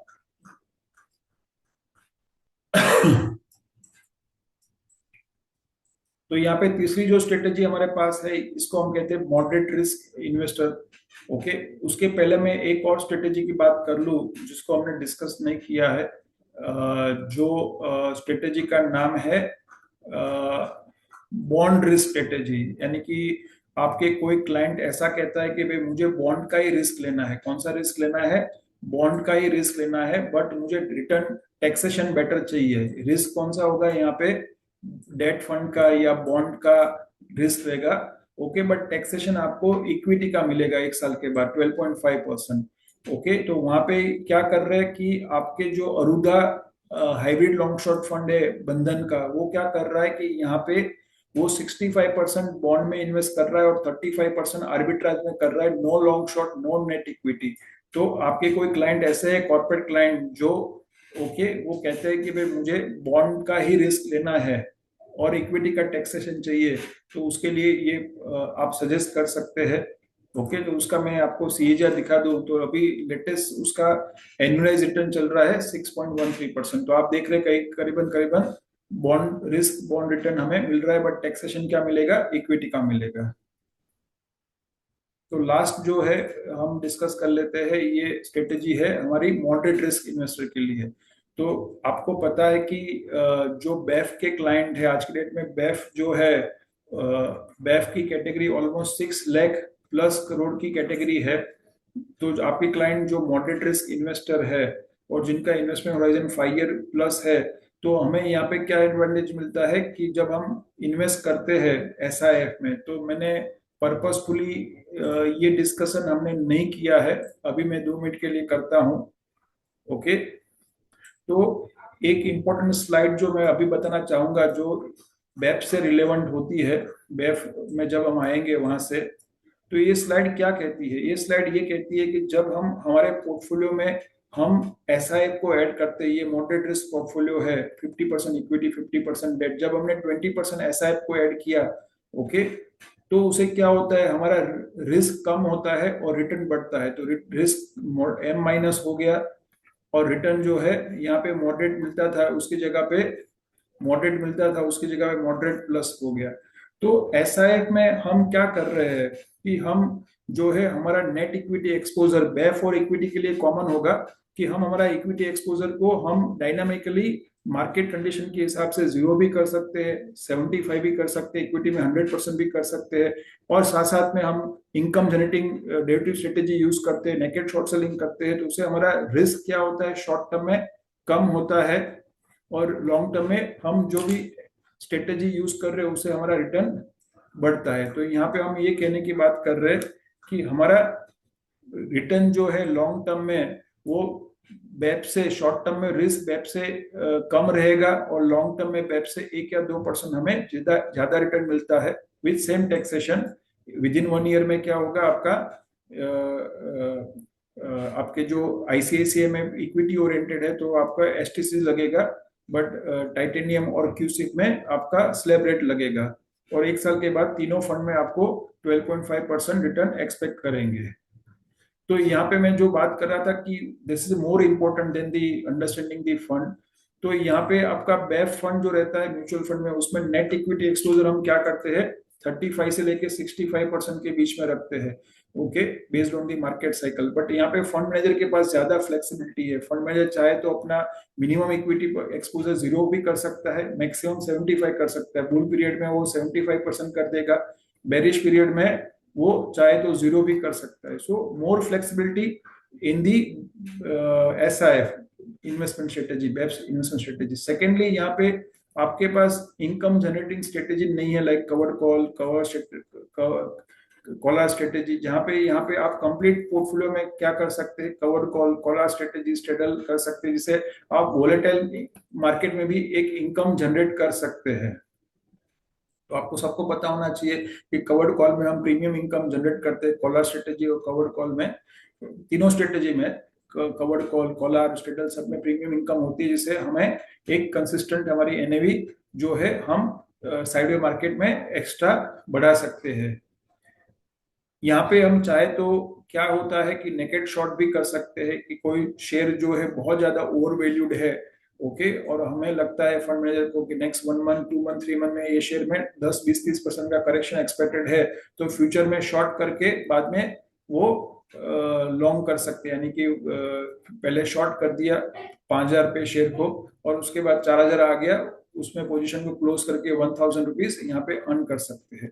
तो फाइनली क्या हुआ, आपका ये मॉडरेट रिस्क, मॉडरेट पोटेंशियल है, यहाँ पे आपका lower expect risk in the short term versus the BAF and higher expect return than the BAF in the long term. तो यहाँ पे आपके पास जो ICIP स्ट्रेटेजी जो है, ICIP की हाइब्रिड लॉन्ग शॉर्ट फंड जिसका अंडरलाइंग इन्वेस्टमेंट स्ट्रेटेजी बेफ है, रिस्क प्रोफाइल मॉडरेट रहेगा। क्या एक्सपेक्ट कर रहे हैं, बेफ प्लस 1 और 2% रिटर्न एक्सपेक्ट कर रहे हैं। आपका इन्वेस्टमेंट होराइजन आइडियली 5 साल प्लस होना चाहिए। एसेट लोकेशन की बात करें तो यहाँ पे ग्रोस इक्विटी एक्सपोजर जो है 65 to 75% है। Debt and cash 25 to 35। Net equity exposure fund में चाहे तो -10 भी कर सकता है एंड मैक्सिमम +75 कर सकता है using the short selling and the hedging. इनविट 0 to 10% यहाँ पे रहेगा। तो आप देख रहे हैं कि आईसीसी के पास इन हाउस मॉडल है कि जहाँ पे वो 75 कब करना है, कब उसको नेगेटिव करना है। बट बैफ में उनका ये कहना है कि हमारे पास जो है लिमिट है कि हम 35 से लेके 65 के बीच में रखते हैं फंड, जबकि यहाँ पे हम क्या कर सकते हैं 75 से 0 भी कर सकते हैं और नेगेटिव भी कर सकते हैं। तो कहने का मतलब है कि आपके फंड मैनेजर के पास बेटर फ्लेक्सिबिलिटी है। सेम फंड मैनेजर है मिस्टर रजक चंदक जो आपका बैफ का है, वही उनका ये कहना है कि मेरे बैफ में ट्रेडिशनल म्यूचुअल फंड में मेरे पास लिमिटेड फ्लेक्सिबिलिटी है, यहाँ पे हायर फ्लेक्सिबिलिटी है। तो ये फंड आपको लॉन्ग टर्म में यानी कि आपका रिस्क कम रहेगा एज वेल एज आपको एक्सपेक्टेड बैफ से 1 या 2% ज्यादा मिलेगा। तो ये आप देख रहे हैं कि आपका एसआईएफ का जो इक्विटी लेवल है लास्ट 10 ईयर का बैक टेस्ट रिटर्न का वो 48% है और एसआईएफ का जो रिटर्न है आपका 13.3% है, विच इज निफ्टी का 13.2 है। इसका मतलब कि in a long term this fund has a potential to deliver the Nifty like return with the lower volatility which is a 10.4% compared to the nifty which is a 6.5%। Any question IC BAIF में कोई question है तो आप पूछ सकते हैं। Sir इसका taxation जरा और एक बार बता देंगे। टैक्सेशन यहाँ पे मिनिमम 65% इक्विटी है, इसलिए फर्स्ट 1 ईयर में यहाँ पे 20% एसटीसी भी रहेगा। ओके, और सेकंड ईयर से यहाँ पे आपका जो है आपका एलटीसी रहेगा, प्योर इक्विटी टैक्सेशन मिलेगा। आईसीएफ के बैफ में प्योर इक्विटी टैक्सेशन मिलेगा, मतलब 1.2 लाख 5 भी मिलेगा। वो भी मिलेगा। जहाँ पे प्योर इक्विटी टैक्सेशन रहेगा वहां पे आप 1.25 लाख रुपीस पर पैन पर ईयर क्लेम कर सकते हैं। हेलो केवल भाई। हाँ बोलिए ना मुझे। हाँ केवल भाई, मैंने एक मैसेज इसमें डाला था अपना चैट में। बोलिए एक क्लाइंट का 5 साल का टाइम होराइजन के लिए मैंने एक थोड़ा बाइफरकेशन बनाया था। अगर आप चैट में दिख रहा है या फिर मैं वापस इसमें डालता हूँ। जस्ट आपका इनपुट चाहिए था सर, वो मतलब इज इट मेकिंग सेंस और हाउ इज इट? देखिए आपने दिखा है पहला एक second, asset active asset locator जो है मल्टी कैप है ही नहीं पहले प्रथम। ओके, तो कहीं ना कहीं आपने ये आपका वेब से भी कम रिस्क का प्रोडक्ट है। तो आपको मेरे हिसाब से जरूरी नहीं है कि बहुत ज्यादा डाइवर्सिफाई करना। क्लाइंट की क्या रिस्क, मैं हमेशा बताता हूं कि भाई क्लाइंट को 2 क्वेश्चन हमेशा पूछना चाहिए जब आप क्लाइंट से इंक्रीमेंटल इन्वेस्टमेंट लेते हैं या नया इन्वेस्टमेंट लेते हैं या वही फंड को रीबैलेंस करते हैं। पहला कि आपका रिस्क टॉलरेंस क्या है वो इन्वेस्टमेंट के लिए, और दूसरा टाइम होराइजन क्या है। ओके, नाउ इसका कॉम्बिनेशन करें तो भाई क्लाइंट मुझे कहता है कि भाई मेरा रिस्क टॉलरेंस लेट से लो प्लस है या लो प्लस प्लस है या मॉडरेट है। अभी 3 की मैं बात कर रहा हूँ, ठीक है, क्योंकि ये सेशन में मैं इसमें नहीं जा रहा हूँ। या हाई कहता है, अभी देखो क्लाइंट हाई कहता है रिस्क टॉलरेंस, बट वो कहता है भाई मेरा इन्वेस्टमेंट होराइजन 2 साल का है, तो आप उसको इक्विटी दे पाएंगे यस और नो? 2 साल के लिए इक्विटी नहीं दे पाएंगे। तो इसका मतलब क्या होगा? तो इसका मतलब क्या होगा कि क्लाइंट का टाइम होराइजन भी हमें देखना होगा। क्लाइंट बोलता है मेरा हाई रिस्क टॉलरेंस है बट 2 साल का इन्वेस्टमेंट होराइजन है, तो क्लाइंट को हमें एजुकेट करना पड़ेगा। सर 2 साल के इन्वेस्टमेंट के लिए आइडियली कौन सी प्रोडक्ट है? लो प्लस वाली है, क्योंकि वहां पे आप 2 साल के बाद जब विड्रॉ करेंगे तो आपको 8 से 10% का रिटर्न बन जाएगा। आपका मिनिमम इन्वेस्टमेंट होराइजन 3 साल प्लस का है, तो आप क्या कर सकते हैं, ये प्रोडक्ट में जा सकते हैं जहां पे आपको एटलीस्ट जो रिटर्न कन्वर्ट हो जाएगा 3 साल के बाद, और आपका 5 साल का इन्वेस्टमेंट होराइजन है, तो आप क्या कर सकते हैं, बैफ वाली प्रोडक्ट में जा सकते हैं जो आपको बैफ लाइक रिटर्न या बैफ +2 रिटर्न देगी। तो बैफ ने 10% दिया तो 12% आपको रिटर्न मिलेगा। जब आपका लॉन्ग टर्म का होराइजन है, 7 ईयर प्लस का होराइजन है, ओके, तब जाके आप इक्विटी पे जाइए जहां पे आपको इक्विटी का जो रिस्क है उसे +2 का रिटर्न आपको मिलेगा। तो बहुत इंपॉर्टेंट है कि क्लाइंट को हमें पूछना पड़ेगा कि भाई आपका मिनिमम टाइम होराइजन क्या है, क्योंकि क्लाइंट पैनिक इसलिए करता है कि बोलता है कि भाई मेरा मैक्सिमम 10 साल का है बट मिनिमम 1 साल का है। इसका मतलब क्या हुआ कि भाई मैं उसको 1 साल वाली प्रोडक्ट देनी पड़ेगी, नहीं कि 10 साल वाली प्रोडक्ट की। तो यहाँ पे हम जब बात करेंगे तो हमारा बहुत क्लैरिटी होना चाहिए क्लाइंट के लिए, क्योंकि आगे जाके उसका पोर्टफोलियो नेगेटिव बनता है तो हम उसको बोल पाएंगे ना कि सर आपने डिविनिटी एसआईएफ में इन्वेस्ट किया था और डिविनिटी एसआईएफ 10 लाख रुपए का इन्वेस्टमेंट लेट से 9,30,000 हो गया है। ओके, मैंने भी किया हुआ है डिविनिटी में, बट सर आपका जो थॉट था वो 7 साल प्लस था और आप चाहते थे कि भाई आपको निफ्टी +2 का रिटर्न चाहिए, बट निफ्टी ने 7-8% नेगेटिव रिटर्न दिया है, तो डेफिनेटली यहाँ पे इसका भी 5% नेगेटिव आया है। ओके, तो उसने डाउन साइड प्रोटेक्ट की है, बट निफ्टी ने 10% नेगेटिव रिटर्न दिया है तो उसने 7-8% नेगेटिव रिटर्न दिया है। बट ऐसा तो नहीं हो सकता कि निफ्टी 10% नेगेटिव रिटर्न देगा और आपका जो प्रोडक्ट निफ्टी को अंडरलाइन इन्वेस्टमेंट कर रहा है वो पॉजिटिव रिटर्न दे पाएगा। तो जब उसने ये क्लैरिटी ली है टाइम होराइजन की, ओके, कि भाई ये मेरा मिनिमम है, ओके, तब जाके वो आप कॉन्फिडेंटली बोल सकते हैं कि भाई सर पोर्टफोलियो में हर एक समय पे हर एक स्कीम जरूर नहीं है कि वो पॉजिटिव हो और हाईएस्ट रिटर्न पे हो, क्योंकि डाइवर्सिफिकेशन का मेन ऑब्जेक्टिव क्या है, जैसे हम अपना जो है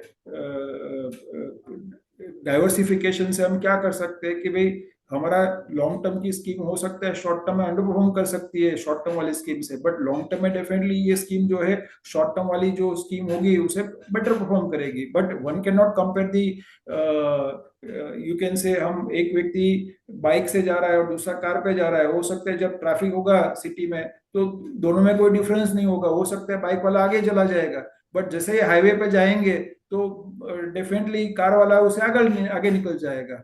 तो वी कैन नॉट जज based on the short term thought process. तो यहाँ पे अमित भाई आपको क्या करना पड़ेगा कि आपके क्लाइंट के साथ, मैं सबके लिए बात कर रहा हूँ कि क्लाइंट के साथ जब आप बैठते हैं तो ये दो चीज पे बहुत फोकस करिए, time horizon which is a minimum time horizon and maximum, second is the risk tolerance. कोई क्लाइंट कहता है मेरा टाइम होराइजन 5 साल का है, ओके, 5 साल मिनिमम है, बट मेरा रिस्क टॉलरेंस जो है वो लो प्लस है, तो भी मुझे कौन सी देनी पड़ेगी स्कीम, बॉन्ड प्लस वाली देनी पड़ेगी, क्योंकि उसने क्या किया, उसका रिस्क टॉलरेंस क्या है, लो प्लस का है। इसीलिए मैं उसको बोल रहा हूँ कि भाई सर आप अल्टीवा या जो कंजर्वेटिव हैबिट स्कीम में चाहिए, क्योंकि आपका रिस्क टॉलरेंस, भले आपका इन्वेस्टमेंट होराइजन लॉन्ग है, बट आपने बताया कि शॉर्ट टर्म में जो वॉलिटिलिटी हाई नहीं चाहिए आपको, इसलिए आप क्या कर सकते हैं, आप बॉन्ड प्लस कैटेगरी में इन्वेस्ट करिए। ठीक है, तो आई एम श्योर कि थोड़ा आपको क्लैरिटी मिल गई होगी, क्योंकि इट इज नॉट नेसेसरी कि हम अननेसेसरी बहुत ज्यादा डाइवर्सिफाई करें और कहीं ना कहीं 4 में से भी एक स्कीम देख के भी वो नाराज हो सकता है कि भाई एक्स टॉप 100 ने नेगेटिव दिया और एक्टिव एसेट एलोकेटर ने पॉजिटिव दिया वो भी इश्यूज आ सकते हैं। तो यहाँ पे आगे बढ़ते हैं, तो नेक्स्ट प्रोडक्ट जो हमारे पास थैंक यू टाइटेनियम है, ओके, वहां पे भी हम बात कर रहे हैं कि सेम कैटेगरी पे है, बेब +1+2 सूरज नंदा करके भी है जिनका एक अच्छा एक्सपीरियंस है लॉन्ग शॉर्ट एआईएफ का। यहाँ पे हम बात करें जो मैंने लास्ट कंपेयर किया था 8 जुलाई को, तो एमएफ बेब का वाईटीडी रिटर्न नेगेटिव था, यानी क्लोज टू 0 था, नेगेटिव 1.6% था, यहाँ पे ये क्लोज टू 0 है, इसका मतलब उसने अल्फा जनरेट किया, okay, compare to a mutual fund बेफ 1.64% का अल्फा जनरेट किया। तो कहीं ना कहीं ये आपका बेफ रिस्क में बेफ +2 रिटर्न आपको दे रही है प्रोडक्ट। सेकंड आपके पास क्यूसिफ है, जो मैंने ऑलरेडी बता दिया कि क्यूसिफ ने जैन टू मार्च बहुत अंडर परफॉर्म किया था, अभी बहुत अच्छा आउट परफॉर्म कर रहे हैं क्योंकि बहुत कॉन्सेंट्रेटेड उनका पोर्टफोलियो प्ले हो रहा है, ओके। तो यहाँ पे मैं तीनों जो आपके पास इन्वेस्टमेंट स्ट्रेटेजी है उसको समराइज करने की कोशिश कर रहा हूँ कि there is no single based hybrid fund, okay. The right strategy is the one that align with the investor risk appetite and investment objective and time horizon, जो मैं अभी बता दिया उसी को हम कर रहे हैं।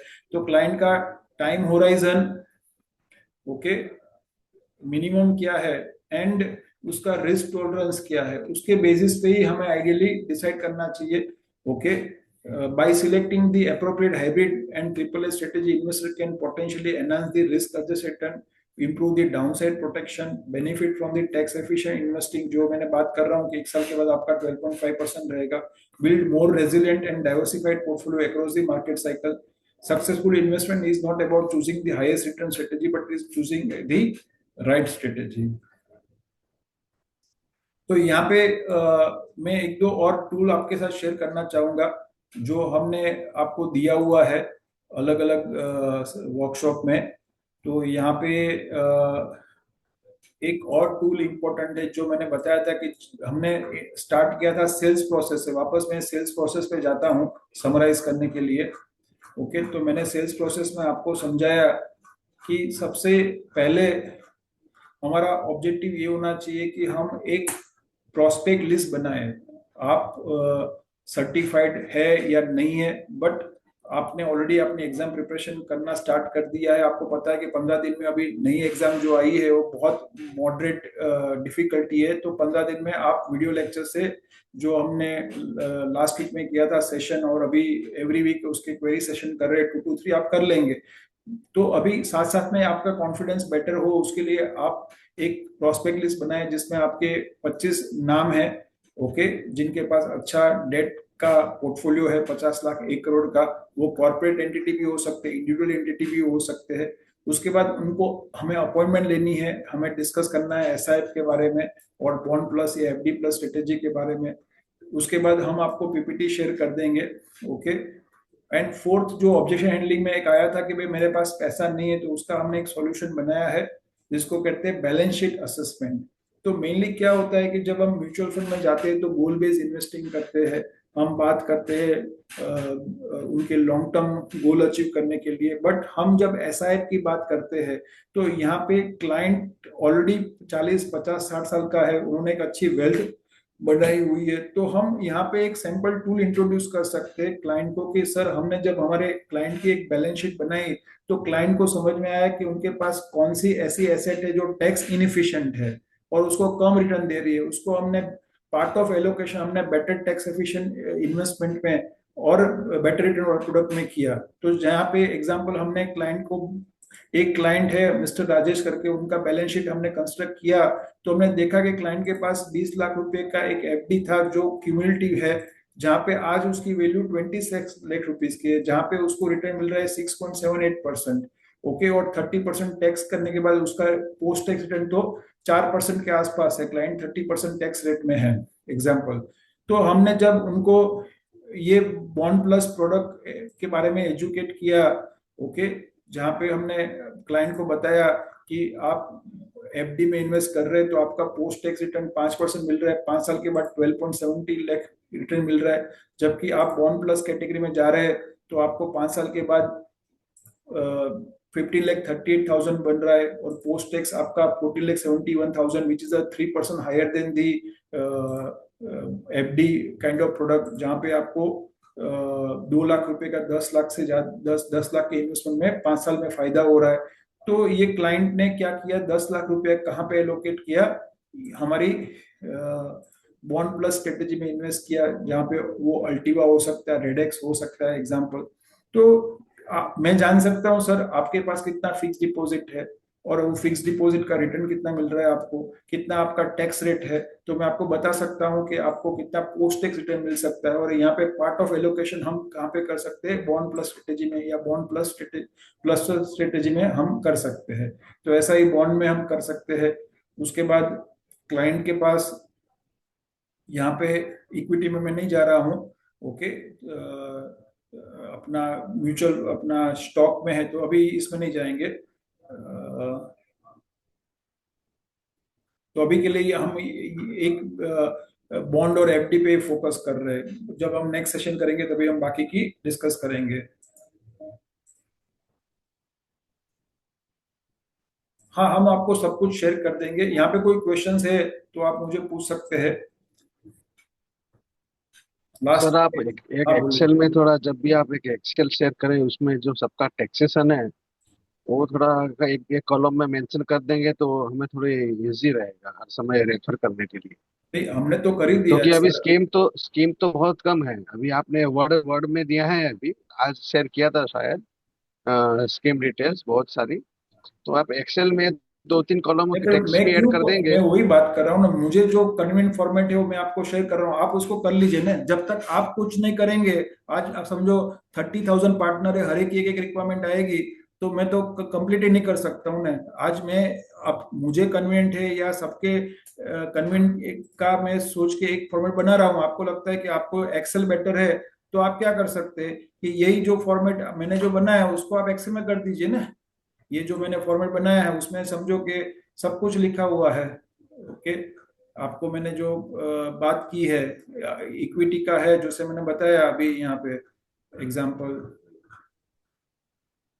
मैग्नम है, तो उसमें कंप्लीटली लिखा हुआ है कि इसका क्या होगा, आपका टैक्सेशन का दिया है कि भाई 12.5% after 1 year, 20% STCG, 1.25 eligible. Now आपको जो फॉर्मेट पसंद है आपको क्लाइंट के दिखाने के लिए, आप उसको कन्वर्ट करना पड़ेगा ना।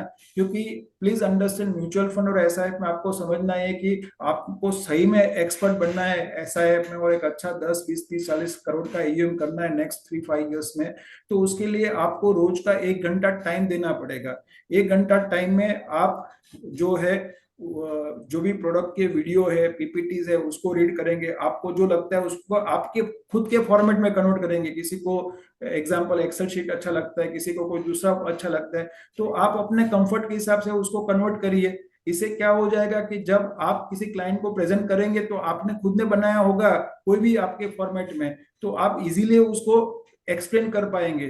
दूसरा, हमें ये करना होगा कि एवरीडे एक कॉल करना होगा कि भाई मैं एवरीडे कोशिश करूंगा एक अच्छी एसआईएफ की मीटिंग में प्लान करूंगा। तो कहीं ना कहीं मैं टारगेट करूंगा कि वीक की मेरी 3 से 4 क्वालिटेटिव मीटिंग होती है और मंथ की मेरी 15 से 20 मीटिंग होती है, एग्जांपल एक्जिस्टिंग क्लाइंट के लिए या पोटेंशियल क्लाइंट के लिए। तो आई कैन एश्योर यू कि 3 मंथ के बाद क्या हो जाएगा कि आपके पास आपका पूरा कंटेंट रेडी हो जाएगा। ओके, आपके खुद के फॉर्मेट में, आपको खुद के लैपटॉप में पीपीटीज, फैक्ट शीट, सब कुछ। Okay, but I have seen that 80% of partner क्या कर रहे हैं कि वो टाइम नहीं देना चाहते। आज मुझे एक पार्टनर मुझे मैसेज कर रहा है, sir I lost the touch in the SIF due to some reason, आप मुझे बता दो क्लाइंट को 50 लाख इन्वेस्ट करना है, कौन सा फंड दूं। तो मैं वो स्पून फीडिंग नहीं करूंगा। मैंने उनको बता दिया कि आपको जो भी इस कम्युनिटी में शेयर किया था गो थ्रू करो, कुछ स्पेसिफिक क्वेरी है तो मुझे बताओ, क्योंकि मैं चाहता हूं कि आप सब इंडिपेंडेंट प्रोफेशनल है और आपको खुद को एक्सपर्टाइज लेके आना है, जिसे वो एक्सपर्टाइज से आप अपना बिजनेस को मैक्सिमाइज करें और साथ साथ में बिजनेस मैक्सिमाइज होगा तो आपका इनकम भी आप बढ़ा सकते हैं। बट स्पून फीडिंग जो स्टार्ट हो गया तो क्या हो जाएगा कि रिजल्ट ही नहीं आएगा। आई एम होप कि अश्विन भाई आपने क्वेश्चन पूछा था, आपको समझ में आया जी मैं सर। बात करना। तो जी सर, थैंक मैं यू। आपने बहुत अच्छी बात कही और ये प्रैक्टिस रखना भी बहुत जरूरी है। हम खुद करेंगे तो हमें याद भी रह जाएगा। तो थैंक यू सर। या माय प्लेजर। तो मैं सबको कहना चाहता हूं कि आप टाइम नहीं इन्वेस्ट करेंगे, आपने ऐसा एग्जाम पास कर ली, टाइम इन्वेस्ट नहीं करेंगे, ओके, उसके ऊपर एफर्ट नहीं करेंगे, तो हो सकता है कि 3-6 मंथ के बाद आपके लिए एसआईएफ जो है वो एलियन प्रोडक्ट हो जाएगी। यानी कि आप क्लाइंट के साथ डिस्कस नहीं करेंगे और आगे जाके हो सकता है आपके काफी सारे क्लाइंट हो गए, उसको कोई दूसरा मिलेगा, बैंक वाला मिलेगा या दूसरा इंडिपेंडेंट एमएफडी मिलेगा, और उसको बात करके आपका ईयूएम जो है सिंपली जा सकता है या नया इंक्रीमेंटल इन्वेस्टमेंट आपको नहीं आएगा। तो इसीलिए बहुत इंपॉर्टेंट है कि यहाँ पे हमारे पास एक गोल्डन अपॉर्चुनिटी है कि एसआईएफ में कहीं ना कहीं हम प्रूडेंट में हमने 1300 plus SIF certified partner already हो चुके हैं। अभी एग्जाम का लेवल मॉडरेट हो चुका है। आई एम कॉन्फिडेंट कि अनदर 5 से 6,000 पार्टनर ऐड होंगे ये नेक्स्ट 6 मंथ में।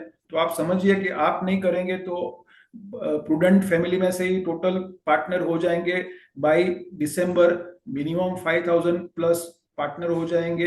अभी हमारा रन रेट चल रहा है, monthly run rate 50 crore plus चल रहा है। आई एम कॉन्फिडेंट कि यही रन रेट 1-2 महीने के बाद 100 करोड़ का हो जाएगा पर मंथ। एंड नेक्स्ट 2 से 3 साल में मुझे कॉन्फिडेंट है कि प्रूडेंट जो है आसानी से 10,000 करोड़ का एयूएम अचीव कर लेगा।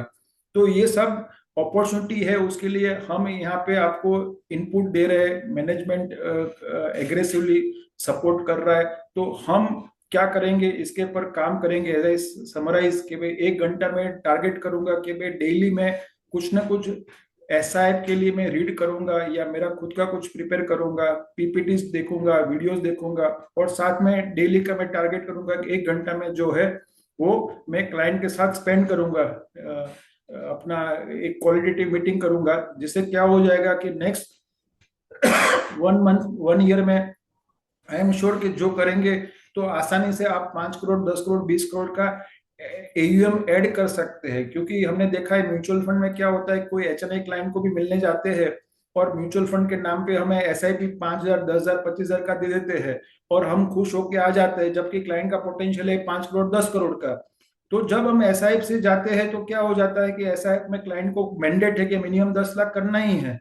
तो आपका जो बिजनेस आएगा, आज मैं किसी को बताऊं 10,000 की आप एसआईपी लेके आते हैं, 5 साल का भी एवरेज चलो वो एसआईपी चलेगी तो 6 लाख आने वाला है, जबकि यहाँ पे तो 10 लाख अप फ्रंट आ रहा है। इसका मतलब आप समझ रहे हैं कि आप 50,000 की एक एसआईपी लेके आते हैं जिसकी एवरेज लाइफ है आपकी कितने होगी, मैं बात करूं तो आपकी 6 लाख इंटू आएगा 30 लाख, बट उसकी एवरेज गिनेंगे तो कितना होगा, वो 5 साल में आने वाली है तो 15 लाख उसकी गिना जाएगा। तो आज आप 15 लाख किसी का लेके आते हैं तो विच इज इक्विवेलेंट टू 50,000 की एसआईपी। तो मुझे क्या करना चाहिए कि भाई मैं 50,000 की एसआईपी के लिए जो मेहनत लगेगी, ओके, हो सकता है कि उसे हाफ मेहनत में या उसे 1/3 मेहनत में मैं समझो कि 15-20 लाख रुपए क्लाइंट से लेके आ सकता हूँ, वो भी ये इनोवेटिव अपॉर्चुनिटीज में, जो उसको हम कहते हैं बॉन्ड प्लस प्लस, जहाँ पे बहुत सारे एचएनआई इन्वेस्टर्स अपना पैसा लगा रहे। अल्टीवा का सेल्स पर्सन आए थे, सेल्स हेड, उनका ये कहना है कि हमारा जो अल्टीवा में एवरेज टिकट साइज आ रही है, ओके, वो 65 लाख रुपीस की आ रही है। कितनी की आ रही है? 65 लाख रुपीस की। इसका मतलब जो एचएनआई क्लाइंट है जिसके पास 10 करोड़ का पोर्टफोलियो है बॉन्ड एफडी का, तो वो ऑटोमेटिकली क्या कर रहा है, 50 लाख 1 करोड़ एक साथ डाल रहा है ये प्रोडक्ट में। तो वो ऐसा नहीं सोच रहा है कि नहीं मुझे 10 लाख करना है, 10 लाख तो स्टार्टिंग टिकट साइज है। So I thank you very much. I'll sharing all the content in our WhatsApp community group. Okay. So thank you very much for participation and see you next week same time. Excuse me, Kayur bhai, एक question था about Divinity का performance. It is continuously underperforming. So I feel like exiting that fund. So your expert comments on that. देखिए मैं वही बात करता हूँ ना कि आपको ये समझना है कि आपने मार्च महीने में क्वांट में एग्जिट कर दिया होता अंडर परफॉर्मेंस के बेसिस पे, तो क्या होता है? ये आपका सही डिसीजन होता है? मुझे बताइए। क्योंकि जब आपने सितंबर अक्टूबर में जो भी पार्टनर सर्टिफाइड था उसके पास कोई ऑप्शन नहीं था, क्योंकि क्वांटी एक ही एएमसी थी जिनके फंड आए थे। ओके, इक्विटी ओरिएंटेड फंड की बात कर रहा हूँ, क्योंकि first time equity oriented fund आया अपना नवंबर में डिविनिटी और जनवरी में आईसीफ, उसके पहले सब पॉइंट का ही बेचे थे। तो समझो कि आप 3-4 महीने का परफॉर्मेंस देख के आपने सेल कर दिया डिविनिटी अपना इक्विटी अपना क्वांट का, तो आपका क्लाइंट क्या बोलेगा अभी मुझे बताओ। तो राजेश आप बोल रहे हो वो सही है। तो यहाँ पे निफ्टी से भी परफॉर्मेंस वर्स्ट निफ्टी से नहीं है, मैं बताऊंगा आपको, 1-to-1 शेयर करूंगा निफ्टी से। ओके, ठीक है। तो राजेश भाटी का यही कहना है कि भाई देखिए कि short term under performance out performance हो सकता है, बट आप मेरे साथ 5 साल से ज्यादा से जुड़ रहते हैं तो डेफिनेटली बैप के रिस्क में आपको निफ्टी +2 का रिटर्न मिलेगा। This is the time for the additional investment. आपका क्लाइंट को लगता है कि उसको लार्ज कैप में ही इन्वेस्ट करना है, ओके, और मुझे एक ऑप्शन मिलता है कि मैं लार्ज कैप म्यूचुअल फंड में जाऊं और दूसरा मुझे लिखता है कि लेट्स से डिविनिटी में जाओ, तो आप क्लाइंट को कह सकते हैं ये सही, यहाँ पे भी डाल सकते हैं। मैंने बताया ना मेरा खुद का इन्वेस्टमेंट है और कम हो गया, तो उसका मतलब ये है कि मैं डर के उसको विड्रॉ करूंगा। तो दिस इज यही तो एक एडवाइजर की इंपॉर्टेंस है ना। कोई क्लाइंट डायरेक्ट प्लान में कहीं पे गया है, कोई भी इन्वेस्टमेंट में, म्यूचुअल फंड में है, पीएमएस में है या आपका एसआईएफ में है, और 3 मंथ का शॉर्ट टर्म परफॉर्मेंस देख के नेगेटिव वो निकल जाता है, इसका मतलब क्या होगा कि उसको जो अप साइकिल का बेनिफिट मिलने वाला है वहां पे नहीं मिलेगा, और वो क्या करेगा, हर बार जो है अंडर परफॉर्मिंग फंड होगा शॉर्ट टर्म में, उसे निकलेगा और ओवर परफॉर्मिंग करेगा। ओवर परफॉर्मिंग हमेशा ये होता है कि नेक्स्ट 6 मंथ में तो वो कन्वर्ज होता है। ओके, तो यही कॉन्फिडेंस हमें देना है कि भाई आपने जो एलोकेशन किया है वो पार्ट ऑफ योर पोर्टफोलियो किया है। इट इज नॉट लाइक कि 100% आप गए हैं, जो लार्ज कैप इन्वेस्टमेंट करना था उसी का ही आपने एलोकेशन किया है, या आपके पास 1 करोड़ का इक्विटी पोर्टफोलियो उसका 10-20% किया है। ओके, तो इट इज नॉट एक्सपेक्टेड कि हर एक चीज जो है वो एक सेम चलेगी, जो सेम चलती हर एक फंड, तो इसका मतलब डाइवर्सिफिकेशन नहीं है ना। तो यहाँ पे मैंने ऐसा कोई डिसीजन नहीं लिया है individual as a investor. I am confident that कि यस नेक्स्ट 3 to 6 मंथ आप मुझे मिलेंगे तो डेफिनेटली उसने निफ्टी से आउटफॉर्म किया होगा 1-2% से ज्यादा minimum. Thanks, thank you, bhai. Yeah, Thank you. thank you very much. We'll meet same time next week.